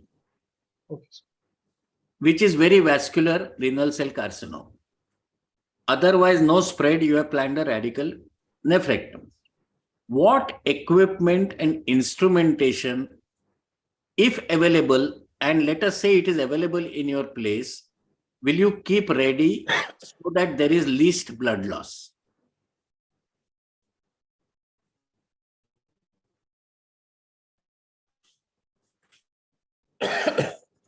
Forget laparoscopic surgery. Let us say you're doing open surgery and day prior or 2 days prior, boss tells you, these are the equipment and instrumentations I will require to keep blood loss to the minimum, apart from cross-matching 2 units of blood.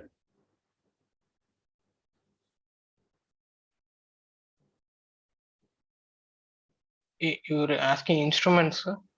Instruments and equipment. Equipment will consist of electrocautery, bipolar cautery, ligashore, harmonic scalpel, clipper, clips. Yes. So tell me, see, you are a registrar, I suppose, resident doctor, Yes, sir. right? Yes, sir. You are supposed to arrange for everything for the boss. Yes, sir. So what are the things that the boss would tell you that this is the list of things I want so that I don't want to give blood transfusion? The clip must be ready, sir. And clip is ready. Okay, one. And preoperative hypertension should be managed in this patient, sir. No. Now you are going to previous station. Okay. And intraoperative. I want intraoperative equipment and instrumentation.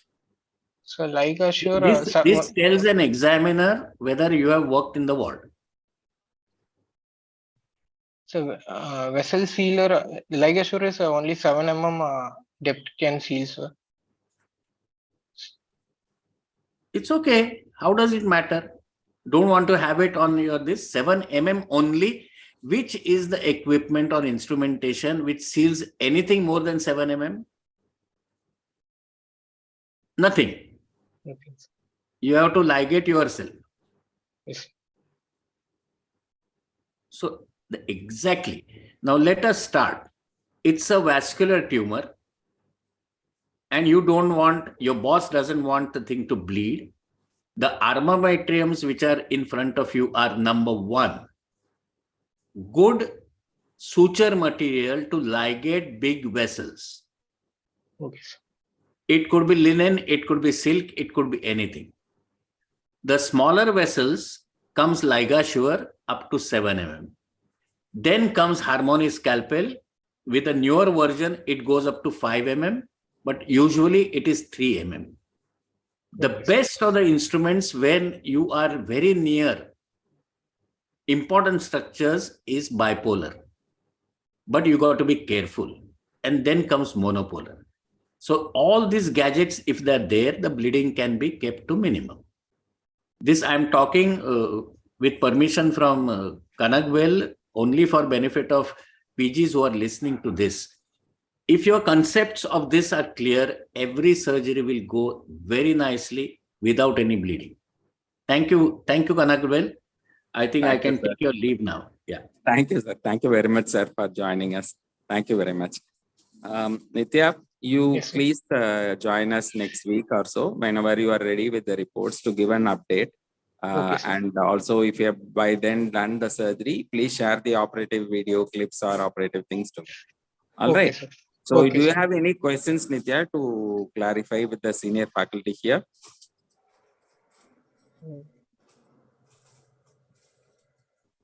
No, sir. Okay. Okay.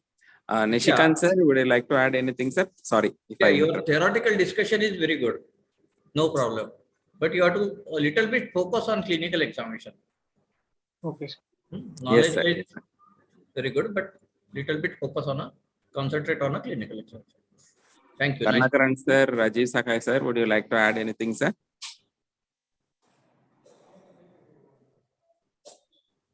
Okay. Friends, Karnakaran, sir, would you like to add No, sir. anything, sir? No, sir.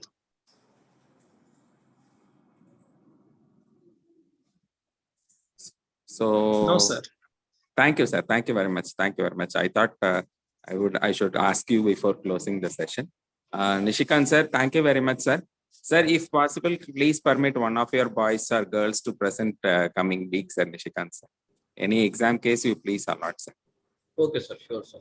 Thank you very much, sir. And both the PGs, Dr. Pavitra, are you with us? I think she is left. Thank you. And we had a grateful interaction with Dr. Abhay Dalve, sir, who is one of the most experienced adrenal surgeon and retroperitoneal surgeon of this part of the world. And he has his personal series running to hundreds of adrenalectomies. I think, if I'm not mistaken, he has crossed 300 adrenals by himself. I think for a single surgeon. 472. I am sorry, sir. I'm sorry. So I think for a single surgeon series, I think this is one of the world's largest. Maybe Michel Gagnère or someone may have comparable numbers. But as a department, many centers may claim supremacy, but sir has personally operated. And he has a very brilliant team in KEF, which I'm sure he is missing now. It's And, okay. It's okay. Forget. So thank you, sir. Thank you for joining. Sir, I have a request. I wish you could join all the weeks, sir. Spare us this couple of hours Fridays, sir. 100%. But as I told you on WhatsApp, I don't want to interact too much. This came up as an adrenal one. That's why I got in. I Yes, just sir. wanted Yes, to tell this boy who was otherwise good. And I'm very sorry that we left without investigations, because the whole discussion went on to adrenal. So I'm sorry. So No, sir. No, sir. if he comes back next time, I will be there. Yes, sir. Like every time we have a mass abdomen, it takes different track only, sir. It is perfectly understood, because it is quite some time we discuss adrenal, sir. It should be more than a year or so now. I think Madam Patwardhan ma'am was there for the earlier case when she discussed. It's more than 11, 12 months, sir. So thank you very much. And with the permission of the faculty here, I call the session closed. Thank you, Dr. Nitya Kumar, and thank you, Dr. Pavitra. And I wish all you a very good evening and look forward for next Friday. Thank you very much.